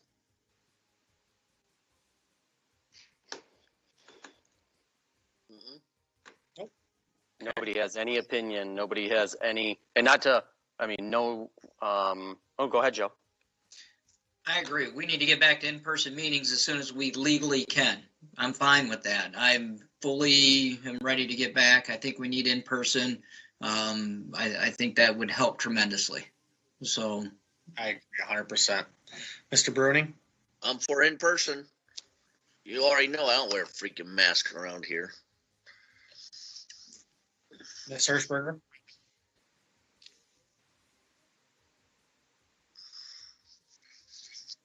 So I feel the same way. As soon as legally we can get back into the meetings at the township, I think the better. But I think we're kind of stuck right now.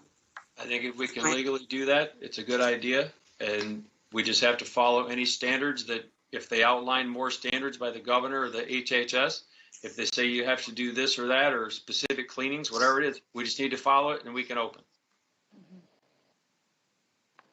Well, I don't need a court to tell me if something's unconstitutional. That's why we're having discussion. I agree with everything. We need to get back into in-person meetings too. But we need to, make sure we keep clean. So there's no other government agencies meet in person. Latest MTA email acted like it was an option, like you have the option for virtual meetings because of the new legislation. But, and like I said, to respect to Mr. Goldsmith, I wouldn't expect anything. Legal counsel is supposed to be risk averse and counsel us to lean in that direction. And I wouldn't expect he wouldn't be doing his job if he wasn't giving us that counsel. But like I said, I don't need it to get to a court for me to know when something's unconstitutional. So that's what I wanted. So it's good to know that we do have a majority of members are saying they want to get back to in-person meetings. So is that something that, what does it take to do? I think right now you can't through January 16th. I think we need to monitor any orders that come from the director of the Department of Public Health, because that will give the direction that we need. Right now, based on that order and the extension of that order, we cannot meet publicly face-to-face indoors. So that needs to be monitored. And I think Mr. Steiner mentioned it, that those orders are bound to change. We don't know when or how, but they could change to allow face-to-face meetings with certain precautions to be taken, and limiting the number of people, things of that nature. So we just have to continue to monitor it. And once we are provided with the permission from the state, from the director of the Department of Public Health, then we notify the public and we switch over to face-to-face meetings. All right. Well, I'm up here whenever you guys are ready. I'm up here every other Tuesday. Okay, sounds good. Okay, moving on to 8E. Request to remove a member of the Downtown Development Authority effective immediately. You have the memo. I'm looking for the board to remove Gary Hill from the DDA for lack of attendance. Make a motion to remove from the DDA. Support. Okay, motion is supported by Mr. Gore. Discussion? Yeah, just, that should probably add there based on the information that was submitted about lack of attendance. Okay. Could you call the roll, please? Mr. Steiner, Aye. Mr. Gore, Aye. Ms. Janusik, Aye. Mr. Montroy, Aye. Mr. Bruning, Aye. Hirschberger votes aye, Mr. Peroni. Aye. And the motion passed 7-0. Okay. 8F, request to make changes to the Fire Advisory Board.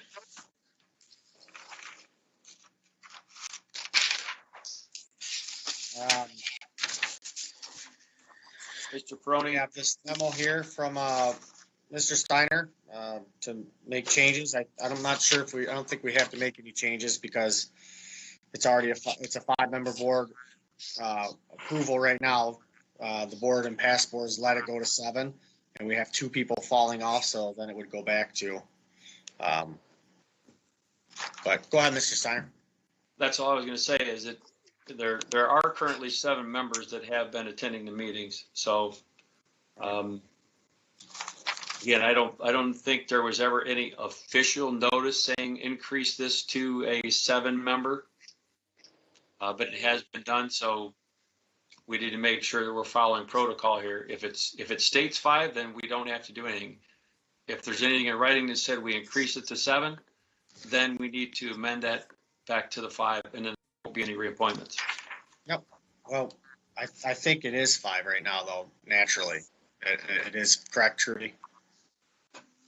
We made a motion to increase it to 7, so I'm not sure if we have to make a motion to bring it back to 5 or not. I think you do, if I may, because the board is created, the Fire Advisory Board is created by the township. The number of participants or members is dictated by the township, and the appointments are made by the township board as a whole. So if you want to, if a motion, like Trudy said, based on her review of the prior meeting minutes, a motion was made to increase it to 7, then a motion should be made to decrease it to 5 members. And now is the most opportune time. You wouldn't want to decrease membership if people had been appointed, are serving, and are participating. That would not be fair to them. But we have an opportunity now to decrease it to 5, if that's what you want to do, and then you'd have to do nothing further. Okay. I look for a motion. Mr. Montroy's got his hand up.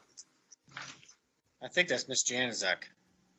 He's got his hand up, and Ms. Janzak had the. I couldn't see his picture, so I don't got my see real everybody's hand. pictures. That's why I say if you have your question, just put a hand up thing. That's my fault. I thought. To just a question, to Mr. Goldsmith's point, should we also make the motion and official grants and loans to 5? I was thinking that was something we were going to have to like bring back to the board to make that for instead of like that it's 6 officially. Do we need to officially make it 5? Is that something we can just do, or is that something that should come back? I think it is 5 because rarely, if ever, do we create a board with an even number. So I'm not sure, it's been stated, I think Rick stated it's on the website. I think it was a 5-member board referring to the grants and loans, but, Mr. Supervisor, I think Paul said he was gonna look into that, unless Trudy or anybody else, if you have any additional information relative to that. That's why I was raising my hand, just to say I was gonna research it. Okay, that's Good. fine. Good. Mr. Steiner, do you have anything else? Then Yes. I think it would be appropriate to have it on the agenda for the next meeting to make a motion to reduce it to 5. Which one are you talking about, Phil? The grants, Okay, yeah, grants, correct. yeah, But this one is on the agenda to go back to the 5. It's already published that way. yeah, so So I make the motion that we proceed to return back to a 5-member board and that there will be no extensions or reappointments that are expiring this year, or actually expired December 31st, 2020. Support. Okay, motion is supported by Mr. Gore. Discussion. Seeing none, could you call the roll, please? Mr. Steiner, Aye. Mr. Gore, Aye. Ms. Janusik, Aye. Mr. Bruning, Aye. Mr. Montry, Aye. Hirschberger votes aye, Mr. Peroni. Aye, and the motion passed 7-0. Item 8G, appointments to the Housing Commission. Did some research on this. I asked Ms. Hirschberger to do a little research on this, and she found that you have to give a 60-day minimum notice to all the residents. I'm not sure that's ever been done. And you have to give an opportunity for a resident to serve first. So that's why I had recommended Sandra Taylor. We had 2 applications. I recommended Sandra Taylor to fill the spot as a resident. I'd love to keep Mike Fisher on. I'm sure in the future we'll be able to get him on at some point. Great guy. His daughter lives there, and so yeah. I know we have other recommendations from Mr. Steiner, and one of his reappointments was Mike Fisher, which we cannot do. Correct. I did not have that information. I did not have Sandra's application, so I agree with what you're saying about the resident. Okay, so I'll make a motion. We appoint Sandra Taylor to the Housing Commission.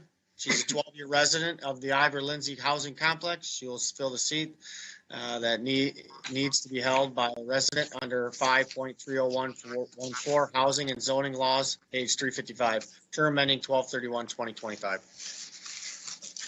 Second. Okay, motion supported by Mr. Steiner. Discussion. Ms. Hirschberger? I just wanted to know why you chose Sandra over Joyce. I looked at both applications. She's been there 12 years. And quite frankly, I think she'll do a great job. So there's really nothing different between the 2 of them?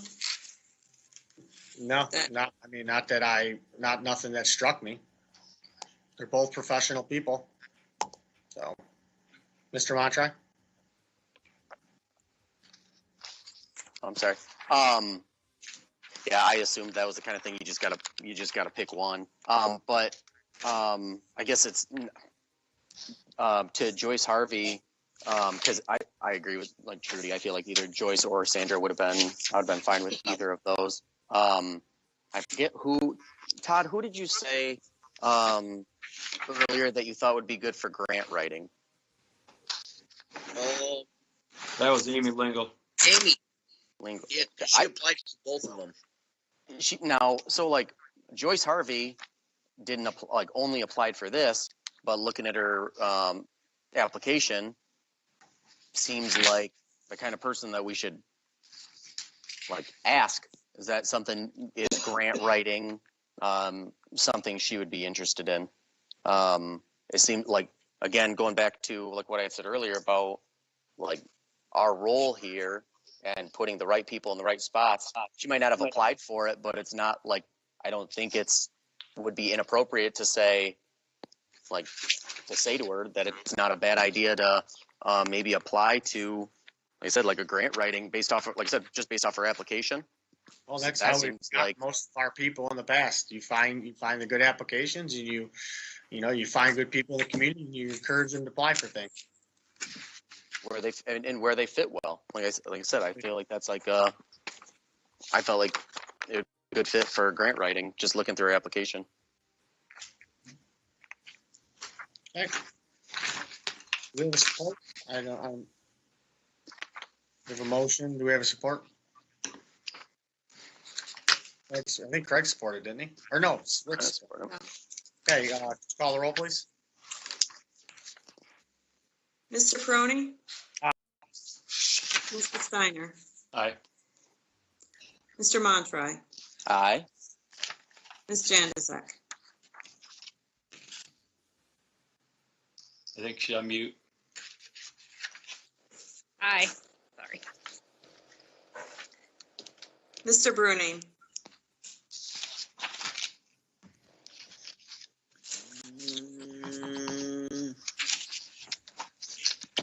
I'm going to vote no. I like this other candidate better. Mr. Gore?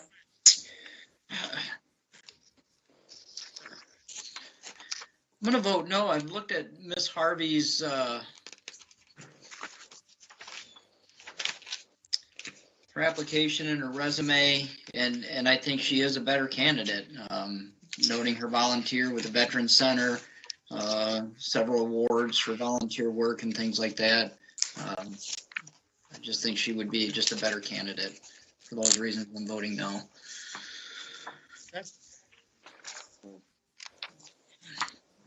This is why I asked you which one you would pick, because that's what I kind of looked at is what do they do and everything. And it was a hard choice for me deciding which one I wanted to go with. And I was leaning towards Joyce.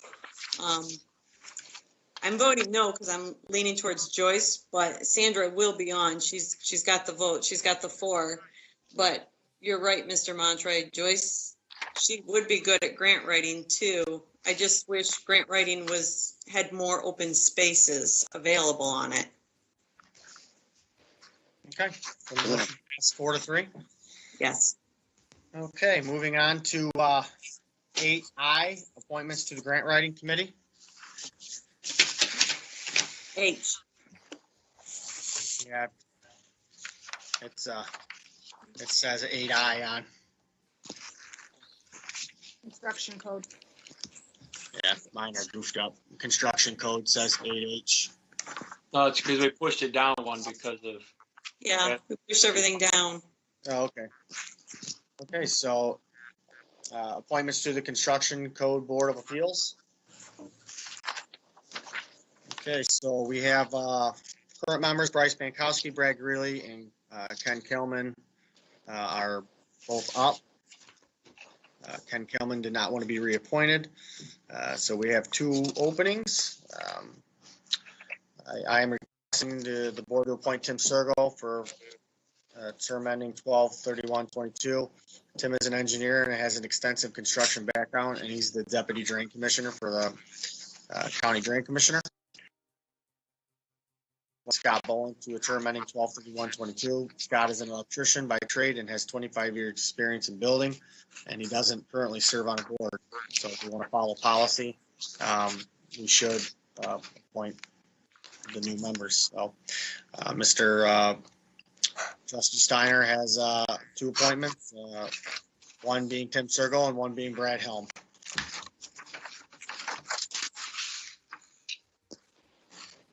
So anybody else has? Judy's got her hands up. Ms. Hertzberger? I just want to say that because Dennis Kohler sits on this board, I asked him his opinion of who he thought would be good on the board. And he agreed with Tim Sergo. He thought he would be good. And he also agreed, he thought Brad Helm would make a better fit. I'm just saying if the board wants to continue down the policy, which I've heard the policy number of times tonight, then we need to appoint a new member that doesn't already sit on a board. They get precedence. Is Mr. Helm, which board does he sit on? He's on planning. Okay. So I'm gonna make a motion that we appoint Tim Circle to the Construction Code Board of Appeals for term ending 12/31/22.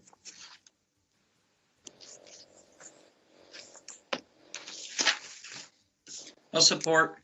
Okay, motion supported by Mr. Gore. Discussion. Seeing none, could you call the roll, please? Mr. Peroni, Aye. Mr. Gore, Aye. Ms. Jandasek, Aye. Mr. Steiner, Aye. Mr. Bruning, Aye. Mr. Montry, Aye. Hirschberger votes aye. Okay, the motion passed 7-0. Mr. Pro, before we go to the next one, since we only have one more here, committee policy, I don't recall seeing anything specifically in writing that a person cannot sit on two boards. I know there was and again, this was a general rule from many years ago. I've never seen it in writing that said that they didn't want two boards that are paid for the same person. But I don't recall ever seeing it in writings, but I mean, it's up to the board what they want to decide. I mean, I'm looking again at the policy right here. I don't see anything about sitting on more than one board or committee. I'm just saying that last meeting for the when Phil Koenigsegger was asked to be reappointed. That was the reason. So that's, I keep hearing that. So if it's not part of the policy, we shouldn't be saying it. That's why I just pulled it back up, because I wanted verification there, because I don't see it. But again, that's up to the board's pleasure. No, they can sit on multiple boards. We can reappoint in multiple terms. Ms. Hirschberger? That came up with the last board, and of course, this is a new board, we can do what we want, but the precedent was set that if they were on one board, you tried to appoint someone new rather than put someone that's already on a current board. So that more people got a chance to serve the community. Correct. But I don't disagree. Both candidates, none's better than the other, in my opinion. They're both great candidates. So both have construction backgrounds, and both are great guys. So I just personally said Scott because he doesn't serve on a board. So I'll make a motion to reappoint Scott Bowen to a term ending 12/31/22. I'll support.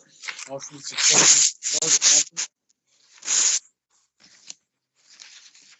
Seeing none, could you call the roll, please? Hey, Go ahead. whoever's scratching their microphone, I didn't hear you say discussion. Yeah, I just wanted to say, I thought that the Brad Helm, Scott Boland was very similar to the Joyce and Sandra situation. You have two quality candidates. You kind of got to pick one, and I would think your tiebreaker, if you will, is that Brad's already on planning. I feel like it makes it easier, but I don't think either of them wouldn't be more than qualified to do the role. But that I would agree that's kind of that's a simple enough tiebreaker. So that's all I would say. I agree with Craig. Okay, could you call the roll, please? I'm sorry. Didn't hear who made the second. Was that Joe?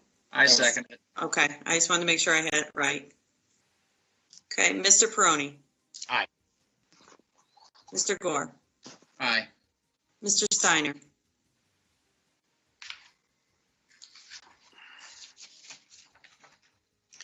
It's a tough call here.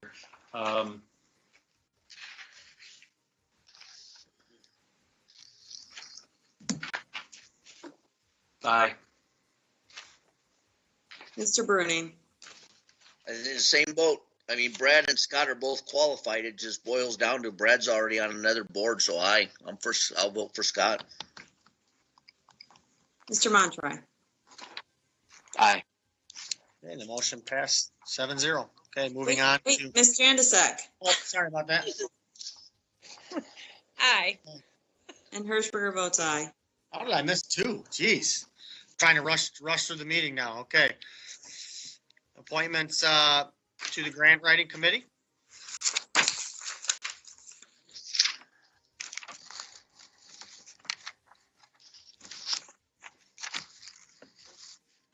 Okay, so this is one of those boards, to be quite honest with you, without the right guidance and leadership. It could be a tough road to go on. That's why I think it's important for at a minimum to have Barry Bushman on it. He's a wealth of knowledge throughout the county. He's the Manicat Smith Group. He's the president, and their company goes after grants for us. You know, like they got the DDA grant and the Loose Avenue redevelopment grant in downtown. So I mean, there's many other grants that they worked on. So they would have an angle with Barry to be able to tell people which directions to go, where we could go after different things. So I think Barry would be an obvious choice. So I think we should get that one out of the way, in my opinion. So I'll make a motion. We appoint Barry Bushman to a term ending 12/31/22. Mr. I got a Rooney? question, Paul. Come on, let's get his support. And if we don't get his support, then we'll move on. Then we'll have discussion. Do I have support? I support. Okay, motion in support of Mr. Montry. Discussion, Mr. Bruning? Is Barry already on another board? Yes, I'm pretty sure he's on another board, but So we just shot down Brad for being on another board, so it's pointless to vote on Barry. Can you see me, Paul? I have my hand up. I'm sorry, I'm not hitting the stupid thing. it's you know. No. Okay, I hit the stupid hand thing. I don't know, Todd. I agree with that. I guess I don't know. I didn't think about it in this case though. I guess I looked at Barry differently. I don't know if maybe that's inappropriate. Like just as his role with this board, I feel like it's kind of like I don't even know. I don't know if it like goes along with his roles and responsibilities. I didn't even consider that. Like if he's on another board or whatever, I almost like we're gonna use him for all he's worth if we can, is how I was considering it. So it's a fair point. But that's why I knew that he was on, because what else is he on? He's on at least one more. Well, part of the problem is we don't have a liaison for that committee as of right now. And if we don't have Barry Bushman, more than likely the committee will go nowhere.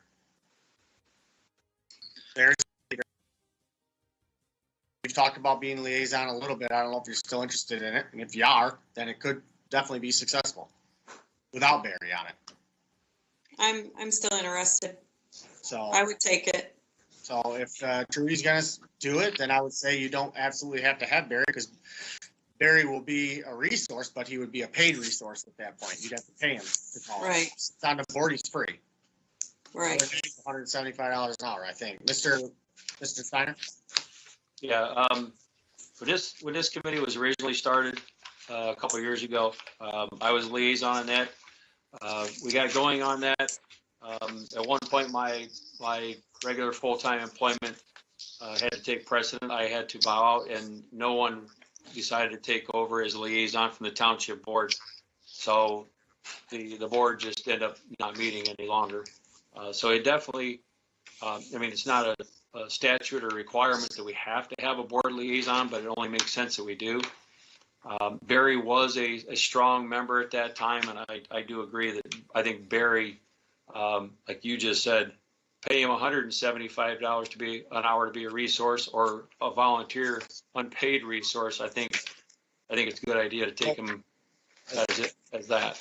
The board has to be flexible with this. I mean, when you have a situation where you have two residents, Brad Helm, Scott Bull, give the resident a chance. But when you have a sitting state representative that wants to sit on our board, you have to take that in a little bit more consideration, or somebody like Barry who's going to lead and guide this board. But like I said, if Trudy's on it, Trudy knows all the ins for the most part, probably with SEMCOG and the phone calls and the right people to call. So she'd be an asset as well on it. But Barry would just be that much more. I mean, that, and that since there's no clear guidelines, the states really, I mean, I see the appointments are showing 2022. They really didn't have a term on these before that I know of. So, and it says 3 to 5 board members. It doesn't say whether that includes a liaison or not. So it's pretty broad and open. I just think if we've got the resources, this is a committee that takes some work, and I think that the more hands you have on it without getting too many hands, I think we should do the 5 members plus a liaison. If you wanted, you could make it 7 and add the other 2 people you just talked about with Colin Joyce Harvey and that other gal Mr. Bruning brought up earlier. Can't remember her name, but Amy Lingle, she's on here. so I mean, oh, she's already on there. So Yeah, she's already on the list. okay.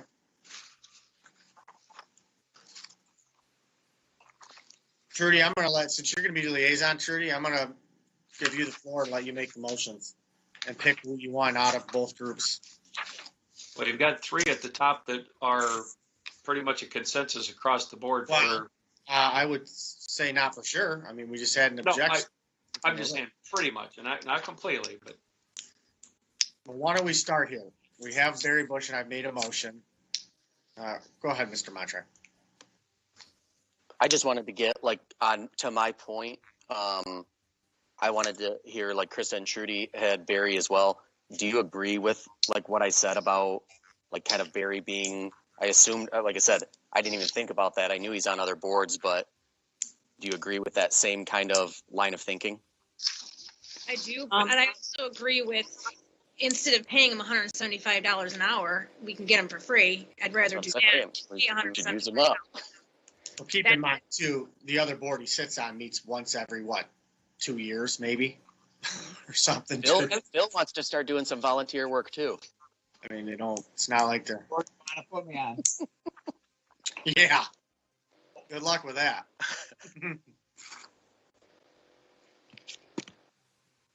So Barry's on the table then. Mr. Steiner, do you have any more to say? No, I agree with, Barry. You have your hand up. Could you call the roll, please? I think I have a motion and Mr. Montri supported. This is for Barry Bushman. Okay, Mr. Peroni, Aye. Mr. Montri, Aye. Ms. Janasek, Aye. Mr. Bruning, No, only because he's on the other board. Mr. Gore, Aye. Mr. Steiner, Aye. Hirschberger votes aye. It's free help.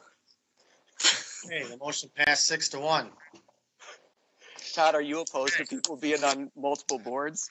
I'm just trying to stay the same for everyone across the board. Like I said, the one I voted, hey, he wasn't on the board, so I can't have 2 different rules for 2 different people. Let's The keep one in mind. person I didn't vote because he was on another board, so I'm sticking with this one. All right, we got 17 minutes. Let's keep this moving. So, Trudy, go ahead. So, quick question first. Does anyone remember, did we vote that this had to be 3 to 5 members in the past? I don't recall, Trudy. I think it was just volunteered for anybody that was applying, and that's all we got because we'd never had 5 full members. I mean, Bill Decker Sr. volunteered to come in and just be a resource, but he wasn't on the board. We had 2 other people at different times that were on, and that was about it. Al Pryor was also in there. I would say go for 5. Pretty sure we can do 5. Can I make a different motion? Mm-hmm. I make a motion that the grant writing be unlimited because it's free help and as many people as I can get to help me write grants would be best. Ooh, I'll support that. That's a good idea. Okay, we have a motion and support by Mr. Bruning. Discussion? Mr. Montrak? on its face, I couldn't be more for that. How would that work though? We don't make any, or I should say the grant committee can't make any recommendations. So what we would do is find grants and then bring it back to the board saying, we have this grant, but the board would have to accept the grant. Yeah, Right, and you gotta- most of the grants have matching funds and. If there's matching funds. I mean, I found 3 grants Right. down without matching funds, so they're out there. And if they're matching funds, you've got to write them, you've got to administer them. And that's Right. the thing you have to be careful of. If you get some of these large grants, you have to administer them over time, and you have to be very good with your filing and Some of the documentation. larger grants, though, you're going to want your Mannequin Smith Group involved with them at some point. Well, we got Barry. You got Barry. Mr. Matra? So what is the board then? Well, Trudy and Barry? It would be a grant writing. I'm Or are you gonna I was have just gonna official add all these positions people. too? I'm sorry, I didn't hear that. Are you gonna have, so will there be official members of that board as well then? Yes. We'll just vote them in. So why don't you pick the ones that we got tonight and vote them in, and then as we get them, we can keep adding to it. I make a motion, we appoint all that applied. Okay, motion is supported by Mr. Bruning. Discussion? Okay, seeing none, just call the roll, please. Wait. First I have to call the roll for adding as many as we want. Right. Okay, call the roll, please. Hirschberger votes aye. Mr. Bruning? Aye. Ms. Jandasek? Aye. Mr. Gore? Aye. Mr. Steiner? I have to respectfully say no, because I think we need a number on there, because then if you leave it wide open to just whoever applies, it means you've got to automatically appoint. And if somebody's got nothing to contribute, I just disagree with that. I think we should have had a number, a large number, yes, but Okay. unlimited. Give a number. Um, Nobody said anything. 8 or 10, but I don't think I'd go over that, because you'll have people just checking that box. And it's not How a do we voting do board, this? so it doesn't have to be an odd number. Mr. Matra? What if you made it something along the lines of that it's not just anybody applying, but it needed a recommendation from a board member, like something along those lines to mitigate that a little bit? I would say grant writing experience and proven experience or something like that, because you might know somebody, but if they've got 0 experience, I can recommend somebody. And Well, isn't that the whole point? That you can take as much help as you can get? But you need some help with people to know what they're doing when it comes to grants. How about 8 to 10 and appointments all come through this board? You can't just get on the board. That would work. Todd, are you good with that recommendation for change? Yes. Okay, could you call the roll, please? Hirschberger votes aye. Mr. Bruning? Aye. Ms. Jandasek? Aye. Mr. Gore? Aye. Mr. Steiner? Aye. Mr. Montroy? Aye. Mr. Peroni? Aye, the motion passed 7-0. Okay, appointments to the Downtown Development Authority. Wait, we have to appoint all the members. Oh, Phil needs you. I was gonna say that we should do 2 things. We need to appoint, the members now, and after that, we need to appoint Trudy as the liaison. That hasn't been done yet. I'll make a motion that we appoint Trudy Hirschberger as the liaison to the Grant Writing Committee, effective immediately. Support. Okay, motion is supported by Todd Bruning. Discussion? Seeing none, could you call the roll, please? Mr. Peroni? Aye. Mr. Bruning? Aye. Mr. Montroy? Aye. Mr. Steiner? Aye. Mr. Gore? Aye. Ms. Jandasek? Aye. Hirschberger votes aye. Okay, the motion passed 7-0. You want to name members, Trudy? You could do it in a batch, too. That's what I was gonna do. So Barry's already on. Ann Carmel, Does Barry counts as one of the 8 to 10, I'm assuming too? right? Stephanie Czar.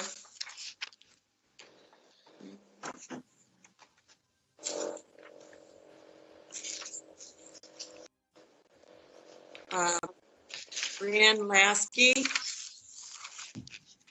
Amy Lingle. Josh Stump. Did you say Ann Carmel as well? Yes. Did you say Ann Carmel? Did I miss anybody? Keith Godfrey's listed, but he's on another board, right? Yeah, Yeah. he's on the board. I would say if he's willing to serve on it, let him serve. I mean, Probably. nobody else. It's not like anybody else is competing against him. Again, committee that has to go out and do some work.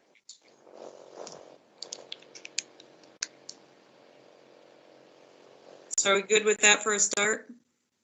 Did you get Godfrey? No, what's his application here? Am I missing it? I think Mr. Steiner put him on. I've had it on the list, Trudy. Mary and Let me double check. Stephanie. I thought it was. I know he came, was it, I think he came in and changed his to what he actually thought he would be more interested in. Why don't we just get what we got? I'll support what Trudy's already said. Well, and go back and look at the doc. You're right, Trudy. There was a second one that came in. So I guess call him and find out if he wants. Okay. So I support your motion.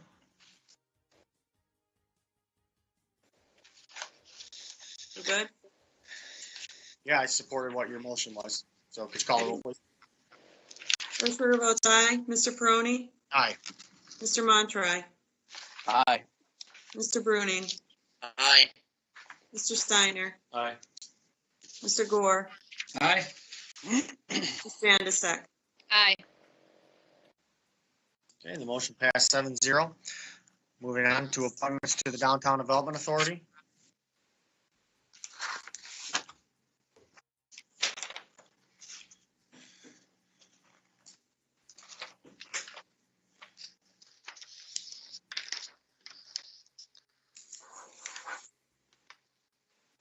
Okay, so we have a couple of memos here.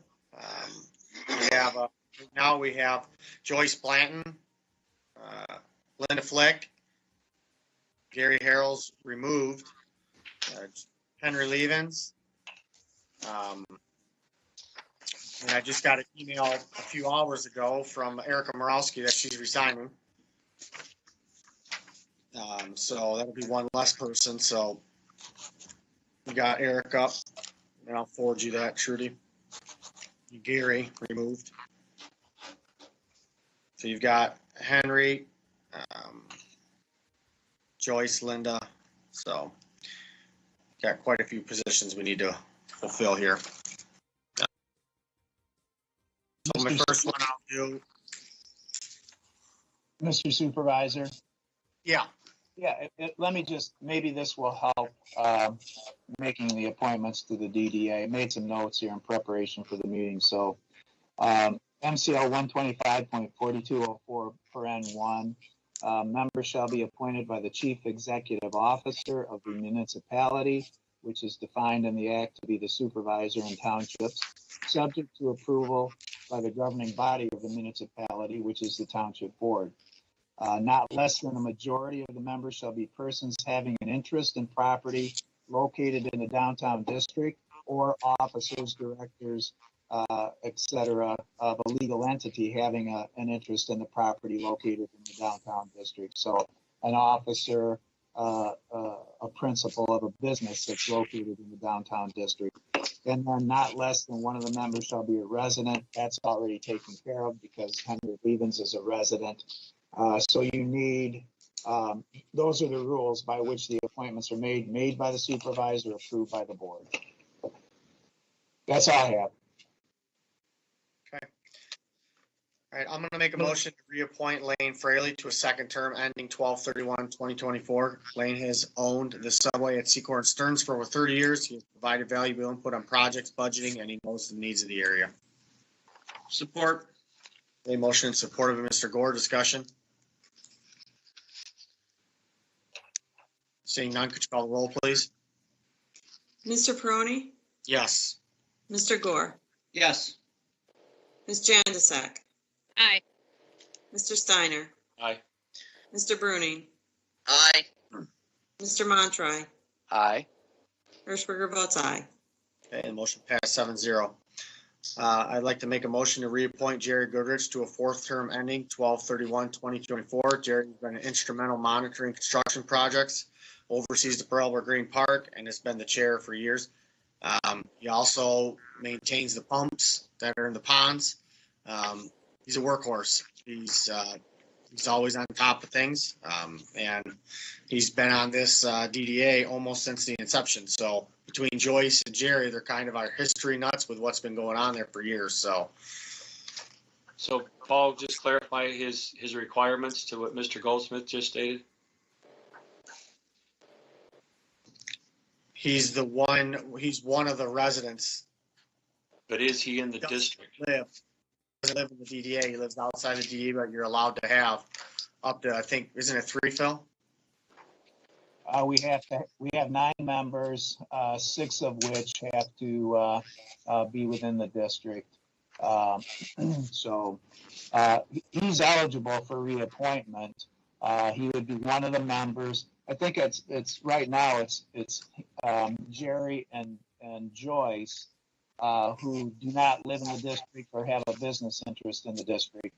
But they're eligible because we have the requisite number of others that do have the business interest in the district. Okay, so the resident doesn't have to be in the district. It can be just a resident of Bedford Township. Correct. Correct. And you're only allowed up to 3. Okay, we have a motion on the floor. Do you have a support? I'll support for Jerry. Okay, motion in support of Mr. Montry. Discussion. Mr. Bruning? He's got some time on his hands not being on. Oh, I'm sorry. Isn't he on multiple boards? Yes. Okay. Any more discussion? I got my hand up. Mr. Montry? I was just going to say, I feel like he's got some time on his hands not being on park board anymore. He's got even more time to be. He's very involved. He's on just fire, isn't it? What's that? Is it just fire? He's on the fire advisory board too, yeah. I don't think there's another one, is there? No. No. Mr. Gore? Jerry is on his 4th term. I would like to see somebody new, like Mr. Coleman. He seems like a strong candidate, business owner. So that would be the only reason I would vote no on Mr. Goodrich, because it's his 4th term, and I'd like to get a new small business owner in there. Ms. Hirschberger? That was my thinking. We have business owners that have applied. I like Jerry. You're right. He's a really hard worker. I've known him for a while. I agree he was really great on this board, but there are business owners in the DDA applying to be on the DDA. I don't know how we would put Jerry back in and deny an actual business owner that's paying taxes into this. Which business owner are you talking about? Because we can. Well, we have Gabe Coleman and we have Lucas Diver. We just Erica just resigned today, so we can, get her next meeting or next meeting. We got Jason Jindo, who's going to replace Gary Harold.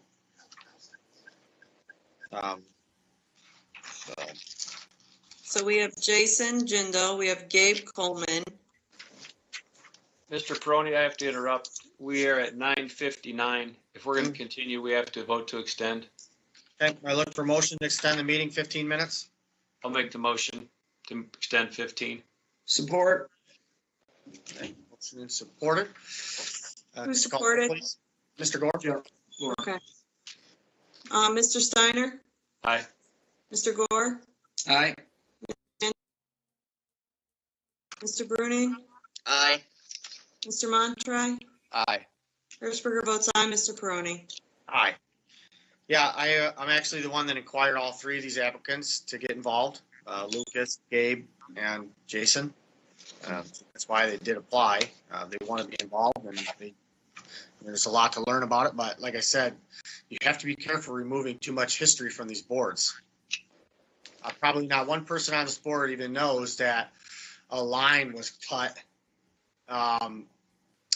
year and a half ago, and it was replaced, but it doesn't show up on any of the OOPS programs because it's owned by the township. There's a line, and so there's just a lot of history, within that, and you have two people that have been on it for a long time. So for me personally, yes, I want to see new faces.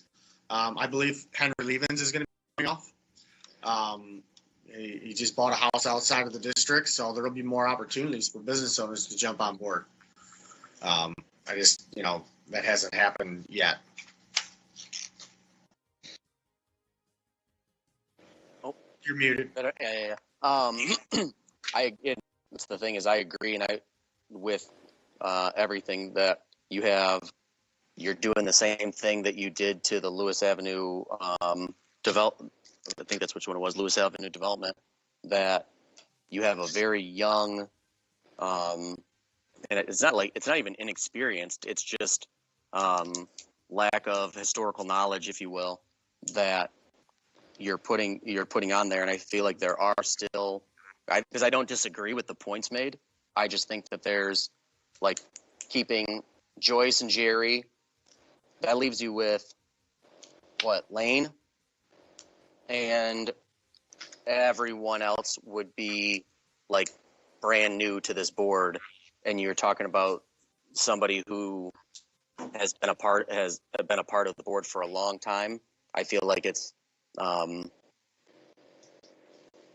it's irresponsible. I feel to clear out a board. I didn't know about the Henry Levens thing.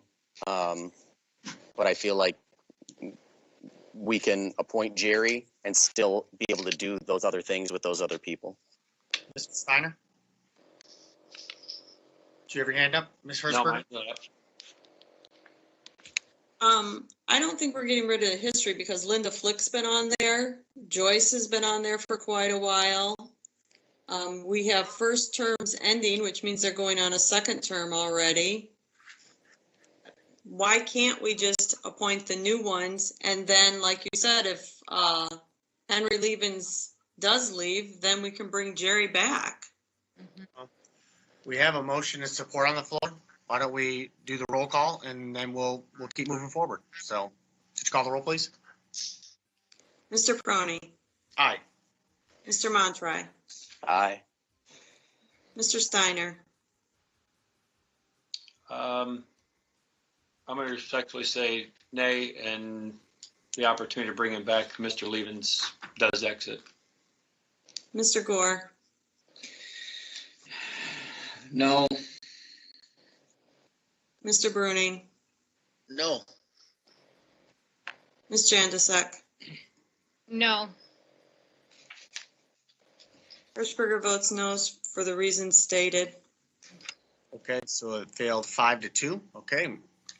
Moving on to, I'll make a motion that we appoint Kevin Laderack to the Downtown Development Authority to a full term ending 12/31/24. Having fulfilled a partial term that ended 12/31/20. Second. Okay, motion is supported. Discussion. He's the bank manager for the First Merchants and wants to get involved, and he could be a good fit. So, would you call the roll, please? Any more? Or is there any more discussion? Would you call the roll, please? Mr. Peroni. Aye. Mr. Steiner. Aye. Mr. Bruning. Aye. Mr. Montry. Aye.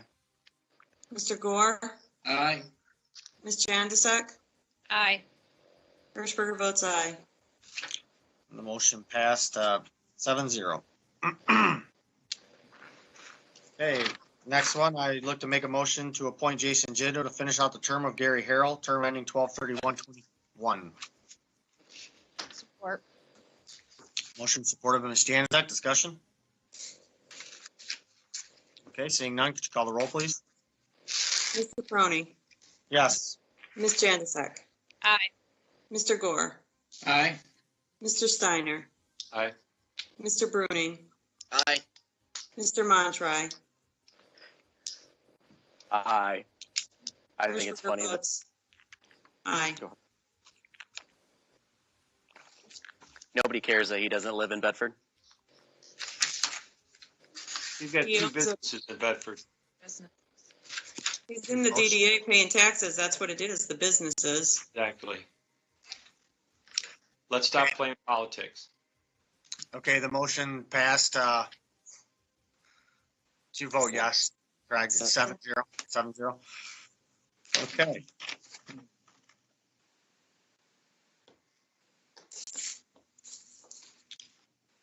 I'll make a motion, we appoint Gabe. Gabe Coleman Support. to a term ending, 12/31/24. Support. Supported by Mr. Gore.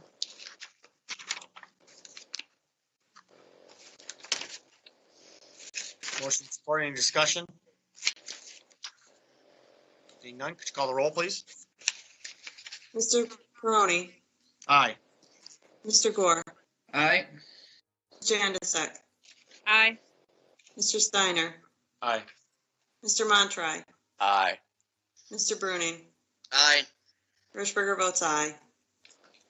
And the motion passed 7-0. Okay, so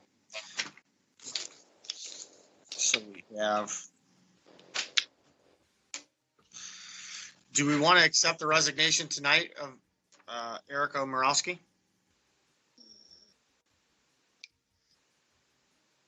Well, due to time constraints, we might want to just move on. We could do it on next meeting. Okay, how many we got? So we got Joyce, Linda, Lane, it's 3, Jerry, no, Jason, 4, Henry, 5, Kevin, 6, myself, 7. So we have 2 open spots. Is that correct, everybody? That's the way I see it. Okay, I'll look to make one more motion to appoint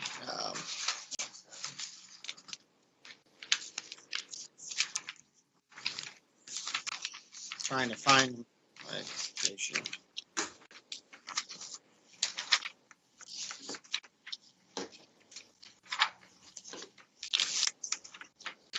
Lucas Diver for a term ending 12/31/2024. Support, A motion is supported. Discussion? Seeing none, could you call the roll, please? Mr. Crony, Aye. Hirschberger votes aye. Mr. Montry, Aye. Mr. Bruning, Aye. Mr. Steiner, Aye. Mr. Gore, Aye. Ms. Janusik. Aye. Motion passed 7-0. Okay, let's move on. We'll clean up this mess we have next week, or next board meeting with the DDA. Appointments to board review. So like I said, last meeting, let's make sure these people are able to be appointed. So Leonard Burrows did not show up within 10 days after being called to come in. And then obviously we already discussed Matt Kern. So that's why I put on Matt Moraga to move from an alternate to a regular member of the Board of Review. I'm requesting to move to make Matt Moraga from alternate board member to regular member. Matt is a property taxpayer in Bedford Township, so he meets the qualifications to sit on the board.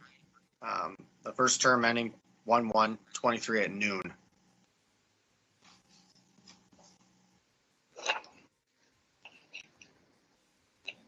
We get a support first, if you don't mind, and we hit discussion. Do we have a support? Support. Okay, motion and supported discussion, Ms. Hirschberger. Why are we not appointing Mr. Burrows, who didn't realize that he had only had 10 calendar days through all the holidays and time the township was closed? to come in and get appointed, or sworn in, I should say. Then we vote no. It's whatever you guys want to do. I mean, we were told show up 10 days. You don't show up in 10 days. And, you know what I mean? It is what it is, you know. Was that relayed? Oh, sorry. Yes. Was that relayed to Mr. Burrows that it was 10 working days? It wasn't 10 working days. It was 10 days, period. 10 days? Okay. And when was he appointed? What was the last meeting, and when was he told? He was Last meeting was the notified 15th. immediately. I mean, it's, here's the thing, you know, let's vote no and let's move on. If that's what we want to do. If we want to call Borelson again, we call him again, so. Just want to make sure he was relayed the information and he 100%, chose not to show up. That's all I want to do. Can I say, when he came in to be sworn in, he said that he didn't realize it was 10 days, as in 10 calendar days. He figured since the township was closed that he had time to come in, and he came in on the 30th. Well, obviously he wants to do it. Let's just freaking extend him again, reappoint him. Right, Okay. we did swear him in We have per a motion. bill. We have a motion. You have to re-swear him in, so he's got to come in again. So could you call the roll, please? What are we voting on? Matt Moraga. Oh, that's not happening. Moving him from alternate no. to Let's keep- permanent. Okay. Mr. Peroni, Yes.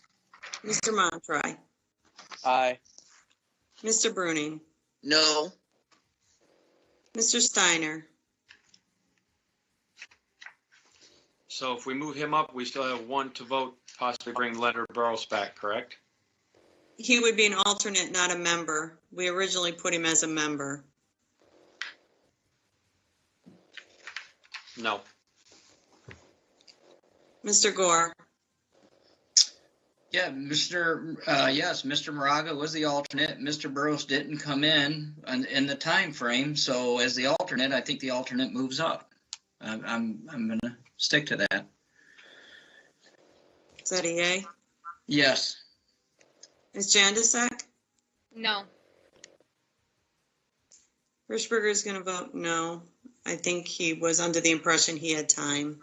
Okay, so the motion failed 4-3. Okay,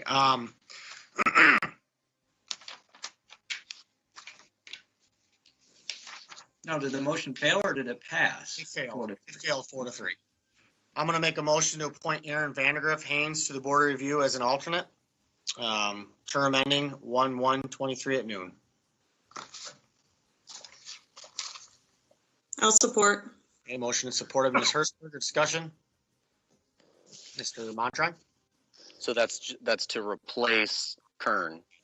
So Correct. you'd have Moraga and Aaron as your alternates right now? Correct. Okay.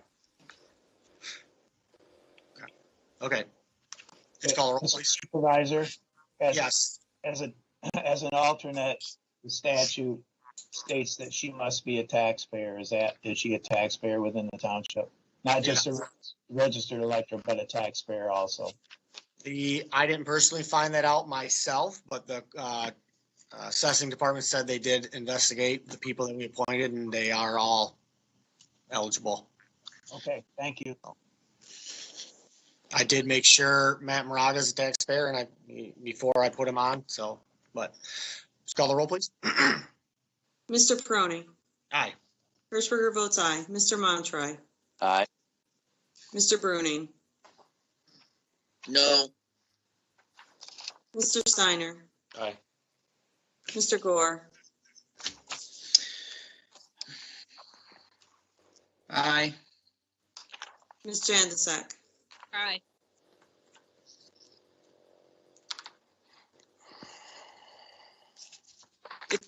It's passed.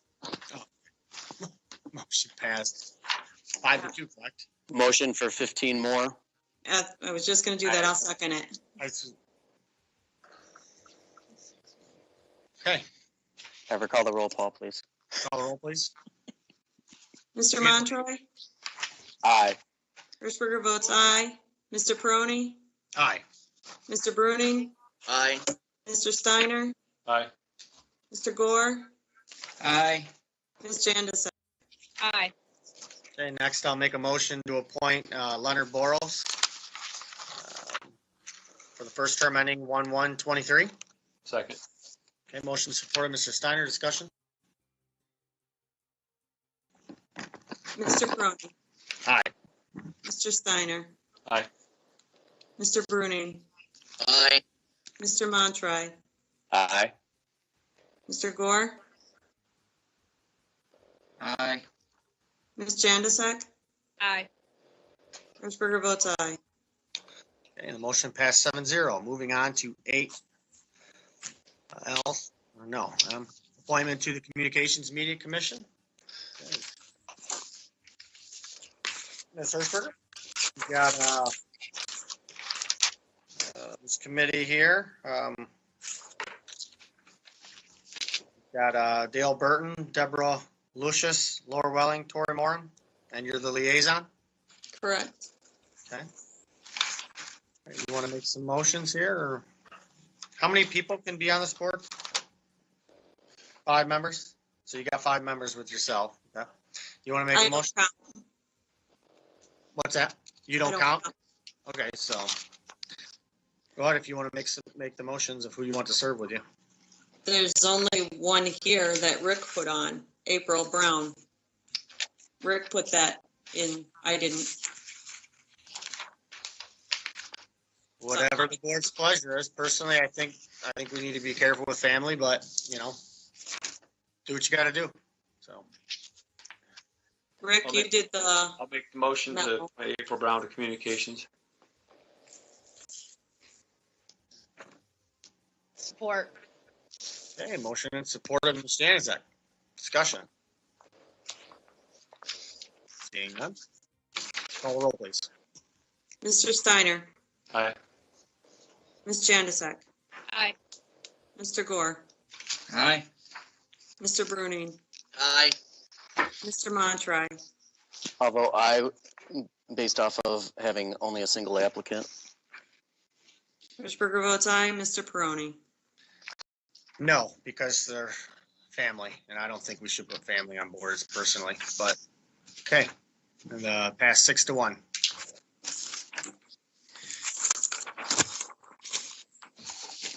You want to do, okay, so you're good with that. Okay, so we're good. Moving on to comments from the public. Comments limited to 2 minutes for each individual. And we extended this to 10:30, correct? Correct. Correct.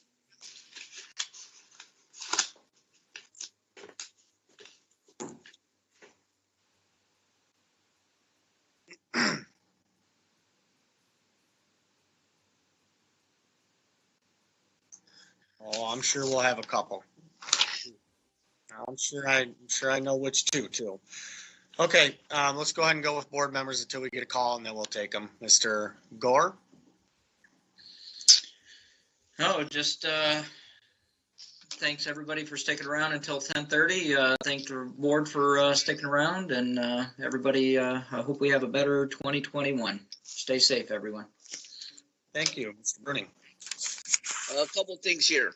I got an email from one of the residents here. I don't know what's involved. I'm sure Phil, Trudy, one of you guys can help me with this.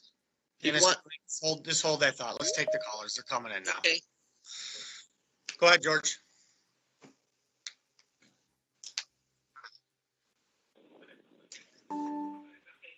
Good evening. Go ahead, state your name and address, and go ahead with your comment. Hi there, Mr. Supervisor. It's Lamar Frederick, 3254 Deer Drive. I was really discouraged and dismayed when you said you might not be able to work with a number of the folks who are on the Lewis Avenue Redevelopment Committee.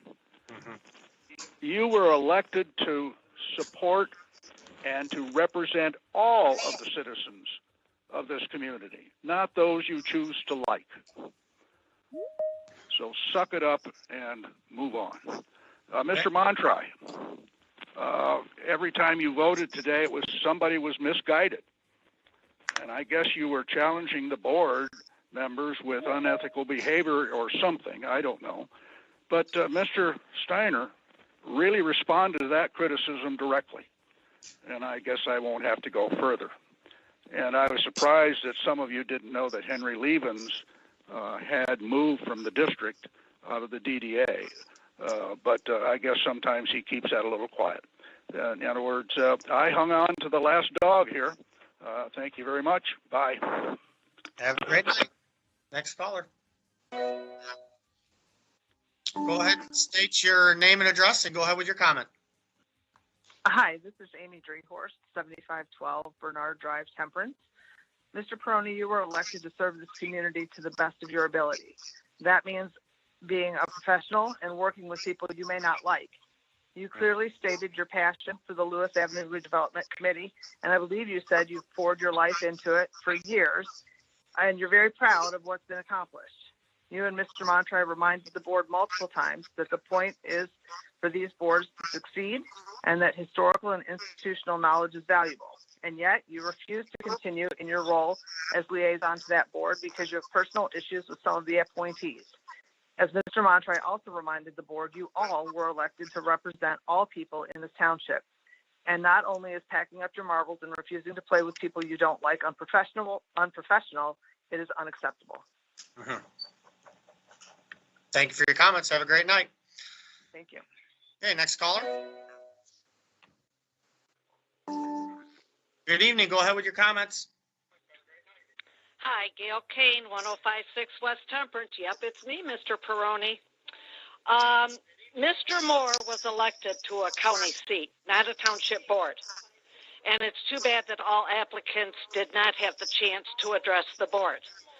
Mr. Kinsey, just like the residents, can attend the Lewis Avenue Corridor meeting. The Lewis Avenue Corridor needs residents. And I will remind the public that the Temperance Action Committee, along with the Lewis Avenue Corridor group, did the things for temperance, not Mr. Peroni. No, not at all. And if we're going to train the guys to trim the trees, we better hire some more maintenance people. And there's no more of an issue with family than hiring people that you have political paybacks with.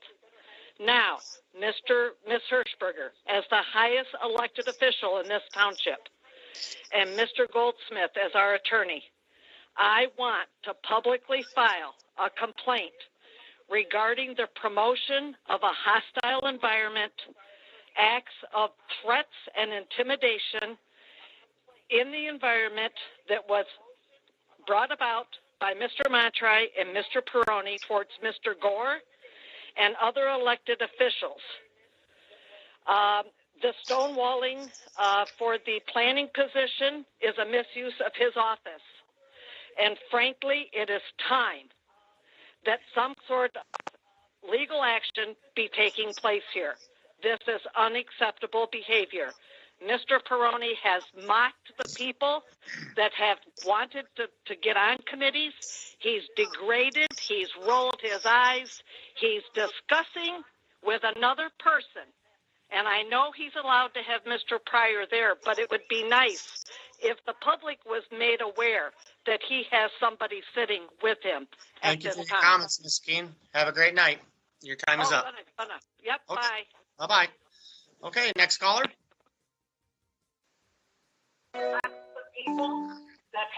Good evening. Go ahead and state your comment, and you have 2 minutes. Your name and address, please. Yeah, Josh Stump, 7136 Wiltshire Drive. You know, I called in the last meeting because obviously it wasn't great.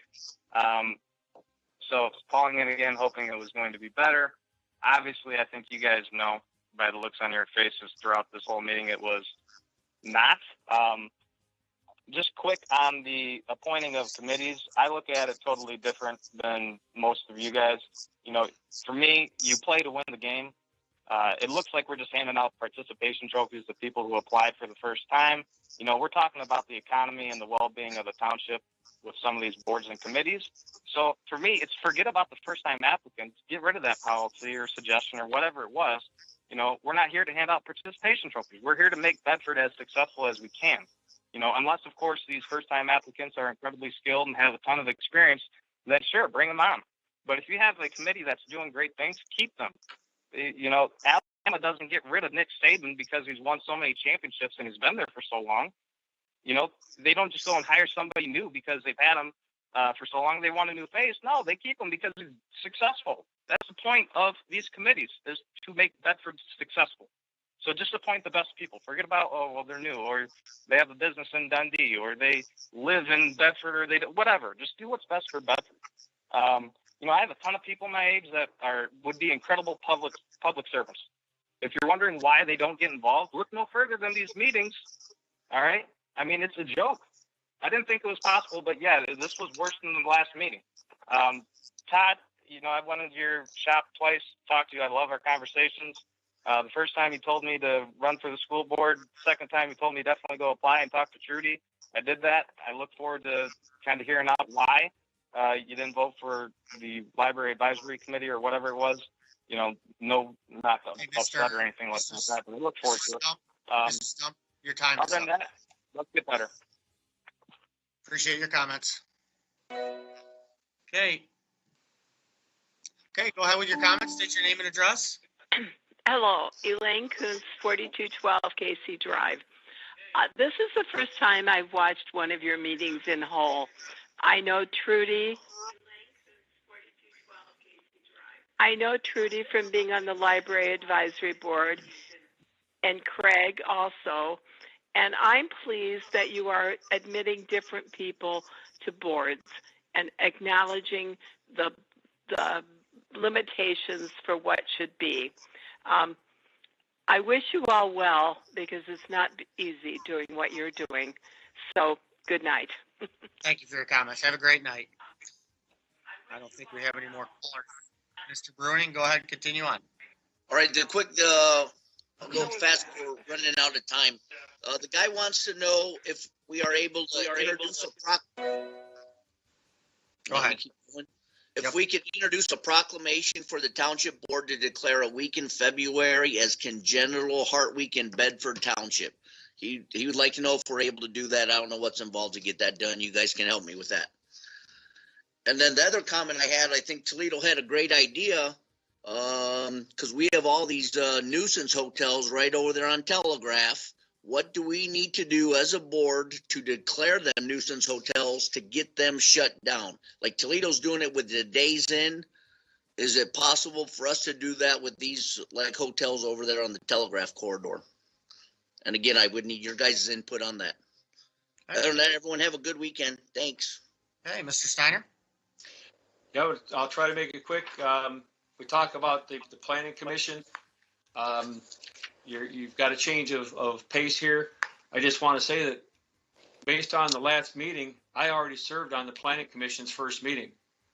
I won't go into detail. There wasn't much there. We just voted that the master plan is not going to be updated this time. That was the primary thing on that meeting. But what I do want to say is, if you want to make sense of it, I probably have more experience than the rest of our board put together on planning commission, with the exception of Trudy. Trudy's been around a long time as well and knows the planning department. I served on planning commission prior to ever being elected years ago, sat on the board of zoning appeals, but I wasn't allowed to even sit on planning until I learned board of zoning appeals first, to learn about ordinances and planning. Again, nothing against anyone else on the board. We've got some smart people on our board. So I'm just waiting to see what you're going to do going forward, whether you're going to make an appointment to put me back on planning as we all decided a meeting ago, or if we're going to get into politics. So I'm telling you right now, I planned on going there. That's what you talked about a meeting ago. Let's see what you come up with on the next board meeting. But really disappointed on the way the politics have played out here. I've been accused of politics numerous times over the last two meetings. I haven't played any politics. I've been straightforward with you guys. So let's see what happens at the next meeting. Okay. All right, moving on, Mr. Montry. Actually, I'm going to make a motion. We extend the meeting another 15 minutes. Support. Okay, motion to support it. Could you call the roll, please? Mr. Peroni? Yep. Mr. Bruning? Yes. Ms. Jandisek? Aye. Mr. Gore? Aye. Mr. Steiner, I suppose I vote aye. Mr. Montry, Aye. Chair votes aye. Okay, the motion passed 7-0. Mr. Montry, go ahead. So I mentioned it multiple times throughout the meeting about discussion, and I think certain members of this board could claim ignorance and just like not knowing the basic protocol or common courtesy or whatever. But it is common courtesy and basic protocol that you don't vote against a motion without providing any explanation to your other board members or to the public. It's very difficult for me to be swayed or convinced of anything other than my initial opinions without any discussion or argumentative reasoning before we vote. I think choosing to appoint or not appoint someone to a board for no other reason than to spite the supervisor is not only unbecoming, I think it's a slap in the face to those who voted you into the office. And I would have to echo Mr. Stump's sentiments about this is the kind of thing that, and I don't know if that's why different people are resigning, but that's all I can think is the way that this, like all of these board appointments, I don't know if it's unprecedented to have these kind of numbers of people just applying. This isn't coming out of the woodwork. Normally, it takes a lot of work to get people to be willing to volunteer, to get good people to actually come and volunteer. Most people, like what Elaine Kuhn said, most people don't want to deal with this kind of stuff. They don't, it's not worth it to them to deal with this kind of like just nonsense. And we're pretty much loaded up on our boards. So I don't know how the rest of these meetings will go moving forward, but it's not the kind of actions that make good people watch these meetings and go, man, I want to be on a board. They don't. They go, I don't want anything to do with any of that. Like that's what Mr. Stump's saying. Like there's high quality people that would love to volunteer in their community and make Bedford better, but they're not going to because of this kind of stuff. So that's all I have. Okay, Ms. Janaszek? I have nothing. Okay, Ms. Springer? Yeah. I'm sorry. Is it to me? Yep. Okay. Want to let the board members know that the first temperature check device came in and we set it up. We're still tweaking it a little bit, but it seems to work. All it does is take temperatures. If it's over the guide, which is 100.1, it will make an alert to let the office know that someone's coming in with a fever. Otherwise, it just says next, and people just walk on through. So hopefully this helps with the employees, and it came out of the COVID money, so it didn't come out of general funds. Remind the residents that we will be closed on Monday to observe Martin Luther King Day, and tell people that the passport agency is open again. We are accepting passports by appointment only. We are not doing photos yet, but we are processing passports. And just want to say on Mr. Montre's sentiment, the proof is in the pudding. We put all these new people on these boards. Let's see what happens. Let's see if we get what we think we're going to have, good working boards, and that'll prove whether we make good decisions or not. That's all. So to say it's been rough around this township all the last couple of weeks would be a total understatement. It's extremely toxic. I'd be lying if I said Trudy and myself and Krista are getting along very well. We're not. I hope and I pray that we can start working together and build a trust, which I came to both of you right from the rip. And I tried to come to a couple of the trustees, but I can't seem to get people to call me back. But I pray that we can work together and build upon our trust and eventually have a good working team, because it affects the whole department. when we don't work together and get along. And it's not you, or it's everybody. It's, so I hope that we can move forward from where we're at, because it's not good. And these board meetings reflect that. I just hope that everybody had a Merry Christmas and a Happy New Year. I think some good things to come. I want to say that people are calling because they're doing bore samples along Samaria Road. They are planning on running a water line from Lewis Avenue up to Samaria Road, heading west all the way down to Secor, and then running south down Secor. Major project. They're moving on it in the near future. So locally, I just wanted to say that we have Lieutenant Scott Hedger here running the station locally. I met with him this week, and I just want to say how excited I am for Troy Goodenough. I hadn't communicated with the last sheriff in probably 3.5 years, but Troy has already communicated with me multiple times. We've met, and I plan to have a great relationship with him. And he even called me this weekend to let me know about some things going on. And so I just appreciate him. Ms. Janicek? You're muted. I just wanted to, I know, I just wanted to go off of what you said about how working together.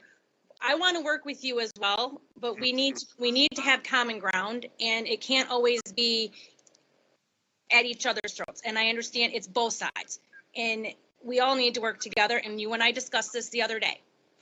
Okay, and I'm not trying to be nasty. I'm not trying to be rude. We just need to work together, and don't make it sound like it's just me and it's just. It's not. The comment that you made it sound like it was just Trudy and myself. So unfortunately, you think you get the last say, but I wanted my piece out there as well to let people know that it's not just Trudy and I. Mr. Steiner? I tried to cut short before because time was running short, but I want to go ahead and finish. And I will say to all of you that work in Township Hall full-time, for those of us that don't work in there full-time, we on the outside have heard many of the comments of not working together. I'm not going to name names, point fingers or anything. It's time that the 3 full-timers work together, and us on the outside as the 4 trustees need to work together with you as well. I probably sent 6 or more separate email correspondences over the weekend. Ms. Hirschberger replied to every single one of them. The last thing I want to say, and this has to do with sort of the way that this board has gone down so far. I hate to take the time to read this. It was by Charles Mackay. He was an English Chartist poet. You have no enemies, you say. Alas, my friend, the boast is poor. He who has mingled in the fray of duty that the brave endure must have made foes. If you have none, small is the work that you have done. You've hit no traitor on the hip. You've dashed no cup from perjured lip. You've never turned the wrong to right. You've been a coward in the fight. So I just want to say, people get passionate about what they believe in. We did not take things personal, but I've never turned the wrong to right. You've been a coward in the fight. So everybody needs to stay strong and work together. Okay, Ms. Hirschberger? I just wanted to echo what Krista said. I have come to you and tried to talk to you, and you didn't want to talk. So this door is swinging both ways, and it is a very toxic guys. Listen, it's a joke. What's going on right now? Come on, let's cut the BS. Let's end the meeting. Yeah. Let's just try to work together. Yes, let us get our comments out too, because you got to say something here and listen to it. It's go ahead. You start something. You won't even let us finish our conversation. You interrupt us. Well, you had your time to speak, and then I speak, and it's like. And then you throw a wrench in it, and you accuse us of something, and then you don't think we're going to respond. I said it's all of us. I didn't say it's you. It didn't sound like that. It sounded like you were accusing us of being the toxic. Okay. The office is very toxic. And yes, we do need to get along for the betterment of this township, but it's very hard at times, very hard. And that's all I want to say. Okay. All right. Have a great night. We done? Are we done, guys? We're done.